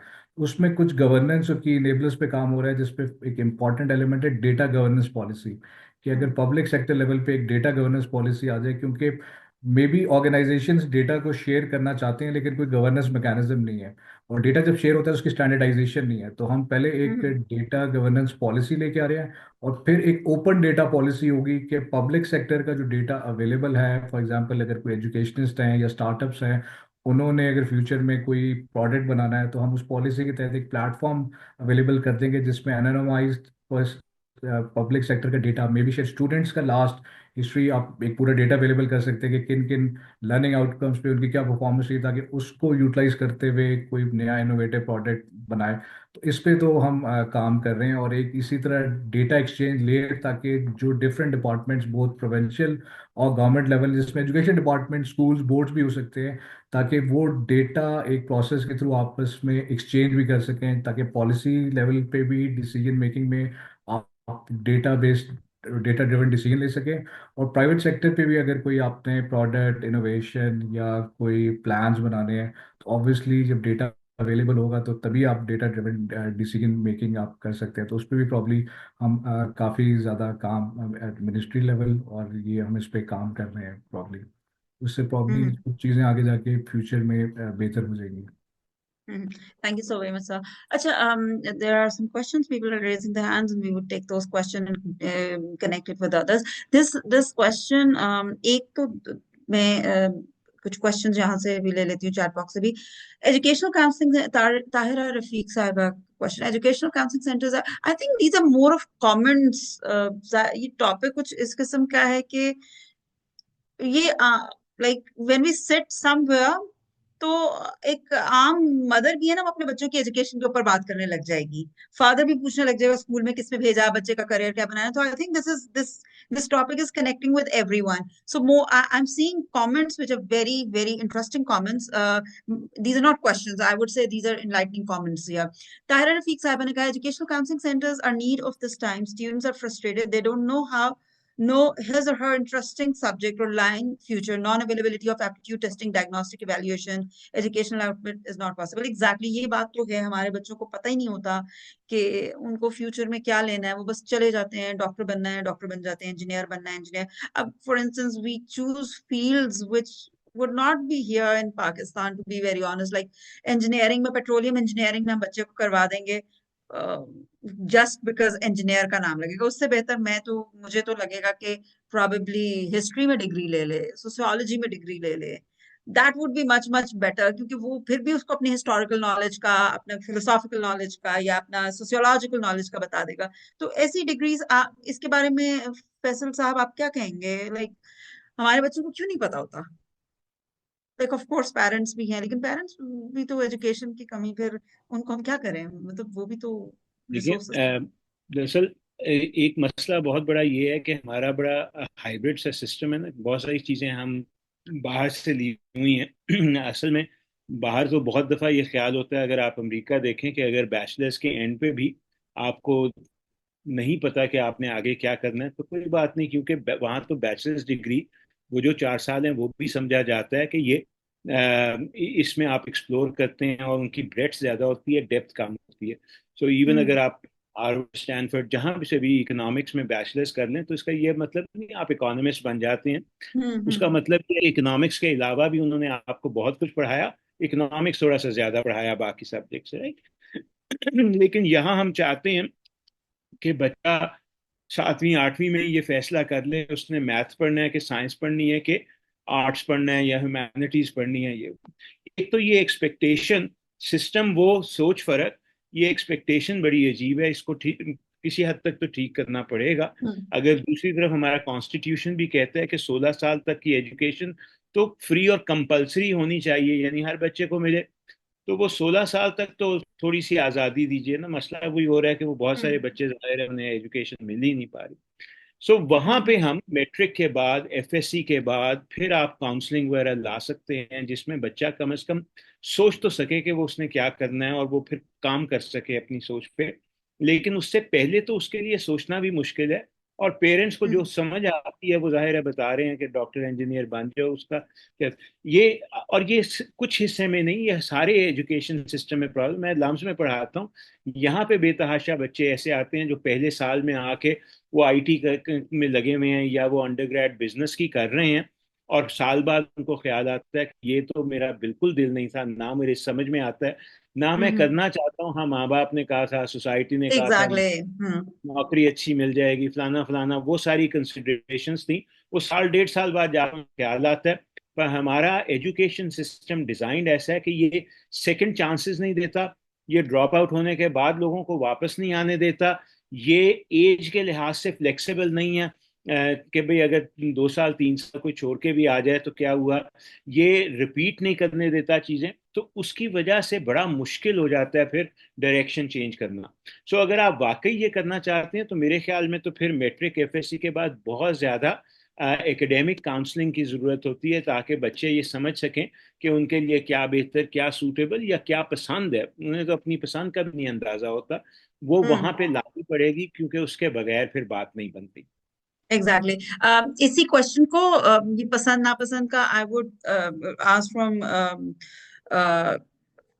I would come to doctor Naveed for this, लेकिन उससे पहले फैसल बारी साहब, मैं आपसे एक क्वेश्चन करूंगी। there's a comment which caught my eye, काफी इंटरेस्टिंग, मतलब I think it is to an extent right as well. एक नई अप्रोच है। हुसैन अहमद साहब ने पूछा, the issue originates from top-down problem within our academic system, which is in a troubling and disheartening state. Our research efforts are failing to align with global standards, and there is a concerning trend of professors and scholars publishing paper in questionable journals, often based on fabricated data, and which is very true. This discontents academic research from societal needs, reducing it to an exercise in futility. Such system issues inevitably trickle down, impacting the entire educational framework. The first step towards meaningful change must be committed to integrity and honesty among एक crux दरिया को कूजे में बंद किया जाए तो integrity and honesty of educators. But इसके अंदर, इस कमेंट के अंदर हमारे प्रोफेसर्स और उनको सही होने की बात की है, और क्योंकि ये टॉप टू बॉटम अप्रोच है, it's not bottom to top approach. तो what would you say, because you're a professor as well, so and I'm also teaching at a university. जी, So what would you मेरा say? Because बहुत I बड़ा do agree कि हमारे यहाँ भी ऐसे लोग करते हैं। जी, मेरा बहुत बड़ा झगड़ा था ये उस सोच से जो अताउर रहमान साहब और उस वक्त बाद में हमारे वो वीसी भी रहे थे सुहेल नकवी साहब जो हैं, वो जो एचईसी में लेके आए थे, जिन्होंने इंसेंटिवाइज कर दिया बहुत ज़्यादा पेपर छापने को, पीएचडी प्रोग्राम शुरू करने को, पोस्ट ग्रेजुएट एजुकेशन को। मेरी उनसे, और साइंस स्टेम पे बहुत ज़्यादा, मेरा उनसे बहुत मुअद्दबाना, और तब भी मैं उनसे अर्ज करता रहता था, नहीं सुनी उन्होंने माशाल्लाह। और अब भी मेरा ख्याल है कि उस वक्त वो गलती कर रहे थे कि मैं उनसे कहता था कि हमें अंडर ग्रेजुएट की क्वालिटी बढ़ाने की ज़रूरत है। वो 4 साल की अच्छी डिग्री हमें चाहिए, ताकि हम अपने लोगों को, बच्चों को इक्विप कर सकें with very strong analytical foundation and even at. दूसरा, मैं ये कहता था कि आप रिसर्च को, ये यूनिवर्सिटीज वगैरह के बारे में ये सोचिए कि not every university should be first year research university. There should be distinctions between teaching institutions, research institutions. There should be distinctions between what areas are should be raised for research, etc. तीसरी चीज ये मैं कहता था कि balance कीजिए between humanities, social sciences and subjects in engineering, etcetera. हर वक्त ये जो एक नैरो फोकस होता है ना कि जी हम सिर्फ वो पढ़ाएंगे अपने बच्चे को जो बाद में फौरन जो है वो टेक्नोलॉजी से ये कर दे, पाकिस्तान को वो कर दे, उसकी वजह से हम वो बच्चों को जो basics about humanity, social sciences, literature, philosophy, history, sociology, ये सारी चीजें हैं वो बिल्कुल नहीं दे पाते, और उसका हमें फिर बहुत नुकसान होता है कि उसकी ओवरऑल सोच में। और जब वो स्किल्स चेंज होती हैं तो उसकी अडेप्टेबिलिटी भी लिमिटेड, हम लिमिट कर देते हैं, वो लकीर का फकीर बन जाता है।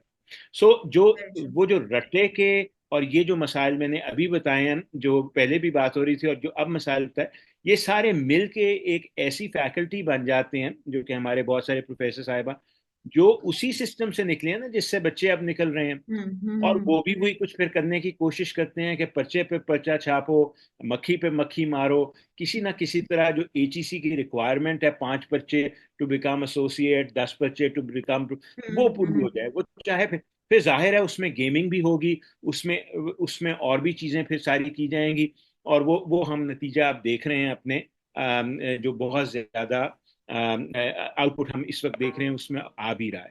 तो इसको अगर ठीक करना है तो ये जो कनेक्शन हमने बहुत हाई इंसेंटिव्स का बना दिया ना विद स्पेसिफिक एक्शंस, उसको तोड़ना पड़ेगा, और थोड़ा सा फोकस दोबारा करना पड़ेगा कि जो ओवरऑल इंसेंटिव है फैकल्टी के, वो कैसे क्रिएट किए जाएं जो अच्छी टीचिंग में भी हों और स्कॉलरशिप पे हों। ये सिर्फ ना हो कि आपने कितने पर्चे छापे। मुश्किल काम है, लेकिन हो सकता है। अगेन, जैसे डॉक्टर साहब ने अभी गुलजेबा साहब ने कहा था ना कि ये कोई रॉकेट साइंस नहीं, ये बहुत सारे लोग बहुत सारे मुल्क कर चुके हैं और कर रहे हैं, हमारे इवन रीजन में कर रहे हैं। इसलिए वो इशू ये नहीं है कि वो नहीं हो सकता, बिल्कुल हो सकता है, लेकिन इसकी पॉलिटिकल इकोनॉमी हमें समझनी पड़ेगी फिर, ताकि हम ये समझ सकें कि फिर इसको ठीक कैसे करें। Very true, very true. अच्छा, अब मैंने I have lot of questions and comments right now. Abdul Rauf Saab or Ayman Hassan, I think these are students of alums. They would like to ask the questions. मैं आप दोनों के ऊपर आ रही हूँ, बाकी मैं थोड़े से comments यहाँ से ले लूँ, but before that I would like to connect conversation of Faisal बारी साहब, जो हम इससे पहले बात कर रहे थे, स्कूल की एजुकेशन की बात कर रहे थे और सबको स्टेक पे लेने की बात कर रहे थे। I would like to have that comment from doctor Naveed कि आप इस चीज को कैसे, how would Thank you you, Dr. Interpret? Salma. I would endorse the comments of the Faisal Bari साहब कि हमारा जो स्कूल सिस्टम में जो एक तो कैरियर काउंसलिंग के उस लिहाज से जो बात की आपने, वो डेफिनेटली मैट्रिक और एफए के बाद कैरियर काउंसलिंग का होना चाहिए। लेकिन इसके साथ साथ बहुत सारे, मैं चूंकि टीचिंग प्रोफेशन में और बहुत सारे हमारे टीचर एजुकेशन के स्टूडेंट्स आते हैं, वो अपने अपने स्टूडेंट्स के मसले लाते हैं कि अब सेकेंडरी लेवल पर जो बच्चों को वैसे एंजाइटी हो रही है या प्रॉब्लम हो रही है या इस तरह से, तो उसके लिए भी हमें, आई अप्रिशिएट कि अगर हम उसकी तरफ भी काउंसलिंग की तरफ जाएं, क्योंकि वो हमारा टुमारो है। वो लेवल जो है, career counselling is effective and necessary component for the students as well. क्योंकि हम एजुकेशन की जब बात करते हैं ना, कि एजुकेशन, मैं इस पे बिलीव करती हूँ कि education is taken as an investment, और ये होनी चाहिए, इन्वेस्टमेंट होनी चाहिए। क्योंकि और जब तक हम इसको नहीं इस तरफ जाएंगे, उस वक्त तक कोई भी बच्चा, क्यों हमारे यहाँ जो है वो प्रायोरिटी एजुकेशन सिर्फ नहीं है, जो हमारे वो प्लानिंग कमीशन से जो साहब बता रहे थे कि महंगाई तो लोगों का तवज्जो बन रही है, टीवी टॉक शोज में भी ये बात आ रही है, एजुकेशन क्यों नहीं हमारी वो जो है बन रही, टॉक शोज में क्यों नहीं आ रही चीजें? ठीक है, वो इसलिए कि हमने एजुकेशन को इन्वेस्टमेंट लिया ही नहीं है। लोग समझते हैं कि ये वेस्टेज ऑफ मनी है। देखिए, मिडिल क्लास लेवल जो है वो 60% इस मुल्क में मौजूद है, मोर देन 60% मिडिल क्लास है, और एजुकेशन की तरफ वही जा रहे हैं जो मिडिल क्लास लोग हैं। अब यहाँ जो है, अब हमें क्या करना है स्कूल लेवल पे, मैं ये समझती हूँ, ठीक है, आपने एआई की बात की, आपने डिजिटाइजेशन की बात की। अरे यार, आज तो छोटा छोटा बच्चा एआई हाथ में लिए फिर रहा है। आप उसके लिए क्या कोर्स डेवलप करेंगे? आपका 3-4 साल का बच्चा वो एआई पे बैठा हुआ है, तो आप उसके लिए क्या कोर्स डेवलप करेंगे? आप इसको कंपेटिबल करें with existing system of the education. आप सबके लिए एआई के लिए लेके आए, प्रैक्टिसेस लेके आए। तो इसमें, लेकिन मैं ये समझती हूँ कि जो हमारा एजुकेशन सिस्टम, जो मैं पर्टिकुलरली हर फोरम पे कहती हूँ कि हमारे एजुकेशन सिस्टम में स्कूल लेवल तक वो टेक्निकल सब्जेक्ट्स हमें डालने पड़ने हैं, बच्चों को टेक्निकल स्किल्स सिखानी पड़नी। क्या बात है, आज इंडिया और चाइना के 9th और 10th के बच्चे जो है एक्टिविटीज में ऐसी ऐसी चीजें बना रहे हैं। ये जो खिलौने हमारे पास आते हैं पाकिस्तान में, उनके 9th 10th के बच्चे बना रहे हैं बैठे। तो हम क्यों नहीं इन्वेस्टमेंट की तरफ जा रहे, हम क्यों नहीं ऐसा एजुकेशन सिस्टम ला रहे कि आज का बच्चा कल नहीं अगर कोई आगे जा सकता तो वो इतनी तो स्किल उसके हाथ में हो कि वो भीख ना मांगे, बल्कि वो कोई रीजनेबल काम कर ले। तो हमें इस तरफ तवज्जो देनी पड़नी है। और एक और चीज जो बात आपने में अच्छी सी उस लिहाज से हायर एजुकेशन कमीशन के लिहाज से बारी साहब ने बात की, इस पेपर पब्लिकेशन सिस्टम ने या इज्म ने, मैं तो अब इसे इज्म कहती हूँ, इसने हमें हमारा जो पर्टिकुलरली जो जॉब पोर्टफोलियो था कि हमने बच्चों को पढ़ाना है या अपना कोर्स वर्क कंप्लीट करना है, उससे हमें डिटैच कर दिया और अब हम सिर्फ मक्खी पे मक्खी मारें और पेपर तैयार करें। यही वजह है कि कितने फेक पेपर्स की रिपोर्ट छपी है दुनिया में, पाकिस्तान में दूसरे नंबर पे कि तीसरे नंबर पे आए। तो अब इस चीज में हायर एजुकेशन कमीशन को भी सोचना पड़ना है कि हमसे वो काम ले जिस काम के लिए हम अपॉइंट किए गए हैं। हमसे वो काम ना ले कि मैं सिर्फ अपनी प्रमोशन के पीछे भागती रहूं। और ये हो रहा है practically, the prevailing situation is very worse. तो इस पॉइंट ऑफ व्यू से, बाकी मैं इस वक्त जो हूँ, मैं पब्लिक सेक्टर स्कूल्स को मैं अप्रिशिएट करती हूँ आज भी। I am advocating the public sector schools. क्यों? क्योंकि यहाँ से बच्चा जो बाहर आता है वो डिसिप्लिन्ड होता है। मैं खुद पब्लिक सेक्टर की पैदावार हूँ। तो अब प्राइवेट सेक्टर में कितना कंपटीशन होता होगा बच्चों में, वो बच्चा डिसिप्लिन नहीं है। हमें आज भी अपने पब्लिक सेक्टर, बजाय इसके कि इन्हें स्कूलों को प्राइवेट सेक्टर में दिया जाए, ये मैं कहती हूँ आज भी पब्लिक सेक्टर पे तवज्जो दी जाए। तो this is a efficient and effective platform for the development of the children। क्योंकि ये पब्लिक सेक्टर को ही इन्हें इनकरेज करना पड़ना है। तो इस पॉइंट ऑफ व्यू से मैं एग्री करती हूँ डॉक्टर बारी साहब से भी कि हमें अपने जॉब पोर्टफोलियो को लेकर चलना पड़ना है। Very true, very true. और आपकी बात से मैं बिल्कुल एग्री करती हूँ, फैसल बारी साहब की बात से भी और आपकी भी, डॉक्टर नवीद के। ये पेपर पब्लिशिंग इस सेंस में कि कहीं पे भी पब्लिश कराई जाओ, बस नंबर एक पूरा किए जाओ, उससे इवन हमारे जो एजुकेशनिस्ट हैं उनके अंदर एक बड़ा नेगेटिव कंपटीशन भी डेवलप होता है। And we start getting publish in journals which are not good at all, और क्वालिटी भी गिर जाती है, जिससे हमारी रिसर्च ही नहीं अच्छी प्रोड्यूस हो रही, तो वो पॉलिसी में कैसे आएगी? Very right. डॉक्टर अच्छा, साहब एक और चीज आप मुझे ये बताइए कि जितने सोशल इश्यूज हैं हमारे मुल्क में, हमारी यूनिवर्सिटीज ने कितना एक उन सोशल इश्यूज को एड्रेस किया है? बिल्कुल।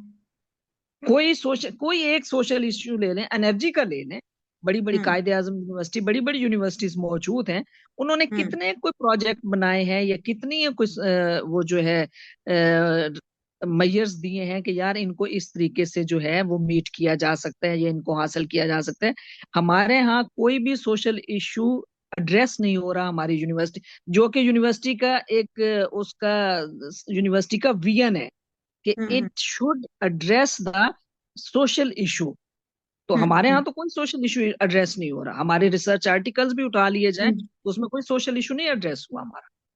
Ma'am very true. मैं यहाँ पे गुलजेबा साहिबा से पूछना चाहूंगी, ये बड़ी एक इम्पोर्टेंट बात मैं पूछना चाहूंगी। हम ये तो कहते हैं कि हमारी यूनिवर्सिटीज नहीं करेंगे, आई totally agree with that, but at the same time हमारी इंडस्ट्रीज और हमारी जो हमारे एंटरप्रेन्योर्स हैं उनके अंदर भी कोई बहुत ज्यादा सेंस नहीं है कि वो एकेडमिक लिंकेजेस को एस्टैब्लिश करें। कहीं से कोई एकेडेमिया मोल्ड करके लिंक निकाल ले तो निकाल ले, नहीं निकलता तो हमारे टीचर्स को तो पता नहीं है। ऑनेस्टली साइंसेस के टीचर्स को फिर भी चलो पता चल जाता है, एनवायरनमेंट के साथ कैसे कनेक्ट करना है, क्योंकि ग्रेट डिबेट जा रही है आजकल, हॉट टॉपिक है। या केमिस्ट्री बायो किस तरीके से उसकी इंडस्ट्री से लिंक करना है। सोशल साइंसेस के टीचर्स को तो majority of them they do not know, और वो खींच तान के लाना पड़ता है, या कोई एनजीओ कोई प्रोजेक्ट दे दे तो फिर चलो ठीक है, बट अदरवाइज इवन हमारी इंडस्ट्री भी तो उस चीज को इतना ज्यादा एड्रेस नहीं कर रही होती। What do you say? And then I am coming to तीन हमारे पास हैं बच्चे हैं, उनके मैं क्वेश्चंस लूंगी उसके बाद। यस मैम, गुलजेबा साहिबा, व्हाट वुड यू से?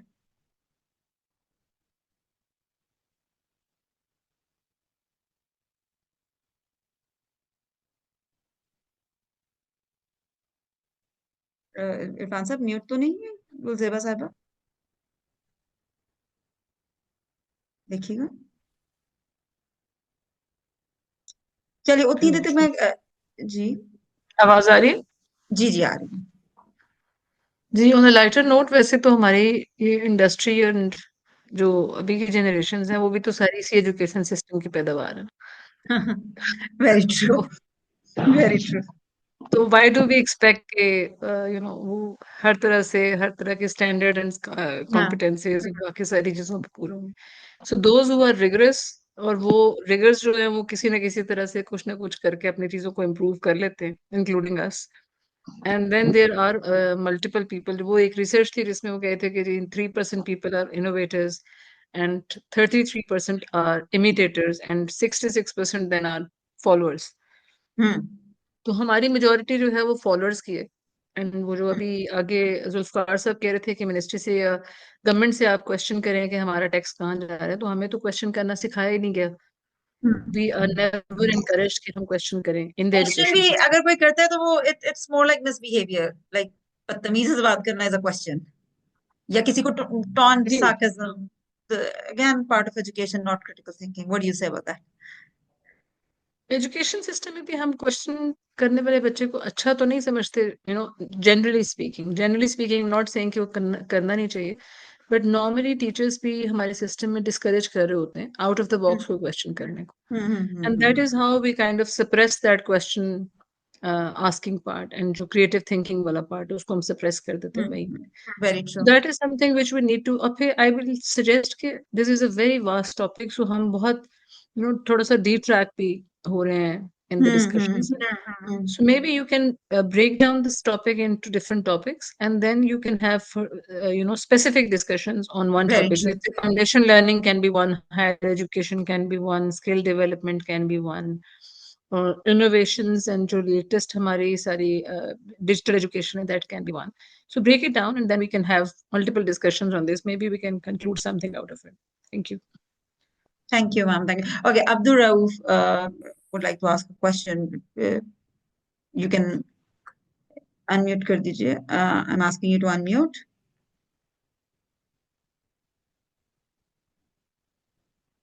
जी अस्सलाम वालेकुम। जी वालेकुम सलाम.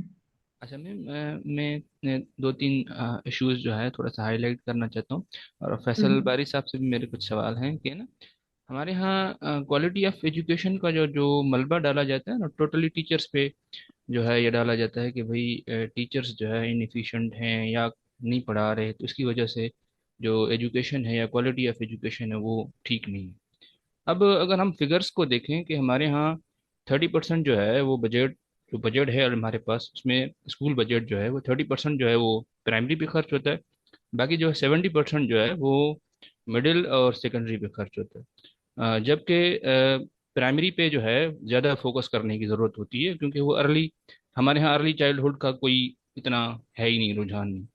क्योंकि एक्सपर्ट कहते हैं कि जो बच्चे के 1000 डेज होते हैं वो बहुत इंपॉर्टेंट होते हैं, और वो हम हमारे बच्चे जो है वो ऐसे ही ज़ाया कर देते हैं।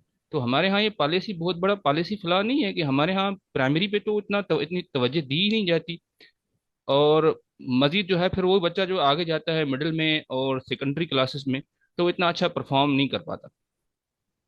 दूसरी बात ये कि टीचर्स रिक्रूटमेंट आपको भी पता है, हमें भी पता है कि किस तरह की जाती है। कि भाई एक मिसाल दे रहा हूँ मैं आईटी टीचर्स का, को कुछ अर्सा पहले वो जस्ट इंटरव्यू के बेस पे लिए गए थे, और बाद में वो परमानेंट भी हो गए, और फिर वो जो है उसकी क्या क्या उनकी एबिलिटी थी क्या था उस पर कोई नहीं, बाद में फिर उन्होंने क्या कंट्रीब्यूट करना है। अब ऑलरेडी हमारे पास बजट पहले से ही कम है, और फिर उसमें भी वेस्टेजेस बहुत ज़्यादा है। अब एफडी की मैं बात कर रहा हूँ, अपना इस्लामाबाद बेस्ड स्कूल्स की, वहाँ पर कुछ स्कूलों में ना लैब्स बनाई गई, आईटी लैब्स बनाई गई हैं। अच्छा, वो हर स्कूल में तक कुछ सिलेक्टेड स्कूल्स हैं उसमें तकरीबन 40 कंप्यूटर जो है दिए गए हैं, अच्छे कंप्यूटर। वर्ल्ड बैंक ने, मेरे ख्याल से वर्ल्ड बैंक ने उसको फंड किया है। अच्छा, उन स्कूलों में दिए गए कंप्यूटर्स कहते हैं कि 2 करोड़ की लागत से वो लैब बनी है, और वहाँ पर आईटी टीचर है ही नहीं। अब अंदाज़ा लगाएं कि हमारे यहाँ जो है वेस्टेजेस किस तरह हो रही है। ऑलरेडी पहले से ही हमारे बजट कम जो है लगती है एजुकेशन पे, फिर वो वेस्टेजेस कितनी है। Thank you sir. और thank you sir. Thank you sir. अब सर आपका बेसिकली कमेंट ही था. Thank you so very much. We totally agree with this के बहुत ज्यादा हमारी देयर इज वेस्टेज, हमारी रिसोर्सेज को प्रॉपर्ली यूज नहीं किया जा रहा। कंप्लीटली अग्री, और डेफिनेटली इस पे एजुकेशन का बहुत इम्पैक्ट पड़ा है। Ayma Hasan, I am asking you to unmute आप। अस्सलाम वालेकुम।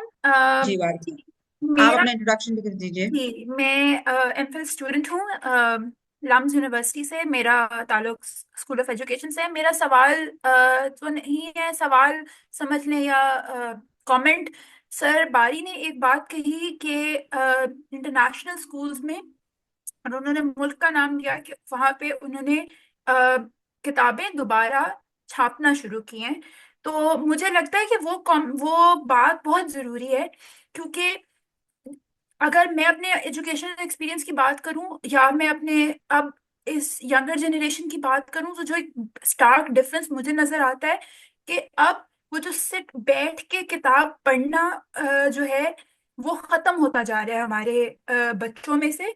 और उसकी वजह से बच्चों की कॉग्निटिव स्किल्स जो हैं वो आपको नजर नहीं आती। और बेशक बच्चे ने रॉट लर्निंग से 99.8% नंबर्स ले लिए हैं, लेकिन जो बच्चे के अंदर अपनी आप को एक्सप्रेशन देने, अपना सेल्फ एक्सप्रेशन है, वो आप उसको कहें कि आप अपने आप को पेपर पे बच्चे आप अपने पेपर पे अपनी थॉट लिखें, तो वो बच्चा ऑटोमेटिकली ब्लैंक हो जाता है। और हमारा सिस्टम वहां पे फेल होता है जहां पे हमारी एजुकेशन रेलेवेंट नहीं रहती दुनिया से। मैं मिसाल इसकी ऐसे दूंगी कि मैं अभी एक यूरोपियन कंसोर्टियम में थी। तो वहां पे अब ये बात ग्लोबली ये चल रही है कि आप करिकुलम में वॉर्स कैसे पढ़ाएंगे कि बच्चे की जो साइकोलॉजिकल डेवलपमेंट है वो उसको ध्यान में रखा जाए कि जो thank you Ayma. Ayma ji, Ayma thank you so very much. वो एक्चुअली मुझे ये लगता है कि बिल्कुल। वो इम्प्रूवमेंट जरूरी है, वो जी जी, improvement. Thank you Aima, thank you Aima. Actually we are completely digressing. Point आपका बहुत valid है. Book reading is very important, but we were talking about whatever education system we have. Whatever education system we have, टूटा हुआ है, आधा है, अधूरा है, जैसा भी है, उससे हम critical thinkers, लीडर्स कैसे प्रोड्यूस कर सकें। Yes of course this is something really very important. मैं खुद बुक रीडिंग को बहुत प्रमोट करती हूँ, और मैं बिल्कुल लैपटॉप्स पे पढ़ने को प्रमोट नहीं करती, क्योंकि हमारी जो एक sense of length breadth width होती है वो इमेजिनेशन सेंस नहीं होती। तो I totally agree. Thank you so very much. We have exceeded our time as well. हमारे तमाम पैनलिस्ट, डॉक्टर नवीद, जुल्फकार साहब, असफंजार खान साहब, डॉक्टर फैसल बारी साहब एंड गुलजेबा साहिबा, thank you so very much. Thank you so very much, Irfan Hussain Saab. You provided a platform of Pakistan Economic Forum, one of the platforms, largest platform, जहाँ पे हम किसी भी डायमेंशन पे बात करते हैं which is pertinent to economics, किसी भी डायमेंशन से की बात करते हैं जो कि हमारी सोसाइटी से रेलेवेंट है, और किस तरीके से वो उस पर इम्पैक्ट डाल रही है। Education has a deep impact on economy nowadays. We already had a previous session as well on this. तो उसी की सीरीज में हमारा ये सेशन आया आज वर्ल्ड इंटरनेशनल एजुकेशन डे के ऊपर। So thank you so very much, Irfan Hussain Saab. If you would like to speak some last words, and then we end. Thank you all the participants. Thank you for your interest. बहुत से comments आए, I could not take it because we are running out of time, but it was a deep conversation, and thank you so very much. Hello, thank you to all the participants. Asma Yar Khan Saab, Dr. Naveez Sultana Sahaba, Dr. Faisal Bari Saab, madam Gulzeba साहबा, जुल्फार अली शेख साहब। मैं इस पूरे जो एक session में मैं इस बात को कंक्लूड करूँगा। Pakistan economic forum basically that is moving and working, जो मैडम ने कहा कि एक पैशन और एक विल पे चल रहा है, और हम लोग भी इसी पैशन के साथ चल रहे हैं कि हम पाकिस्तान के अंदर कुछ ना कुछ अपनी ज़ात का एक दिया रोशन कर सके। तो मैं सब लोगों का बहुत ज़्यादा शुक्रगुजार हूँ जिन्होंने इतना अपना कीमती टाइम दिया, और 1 घंटे का सेशन था, बट ये सेशन तो और प्रोलॉन्ग होता जा रहा था। तो overall I am really grateful to all the participants, all the legends, all the panelists. Allah Hafiz, take care. Thank you. Allah Hafiz.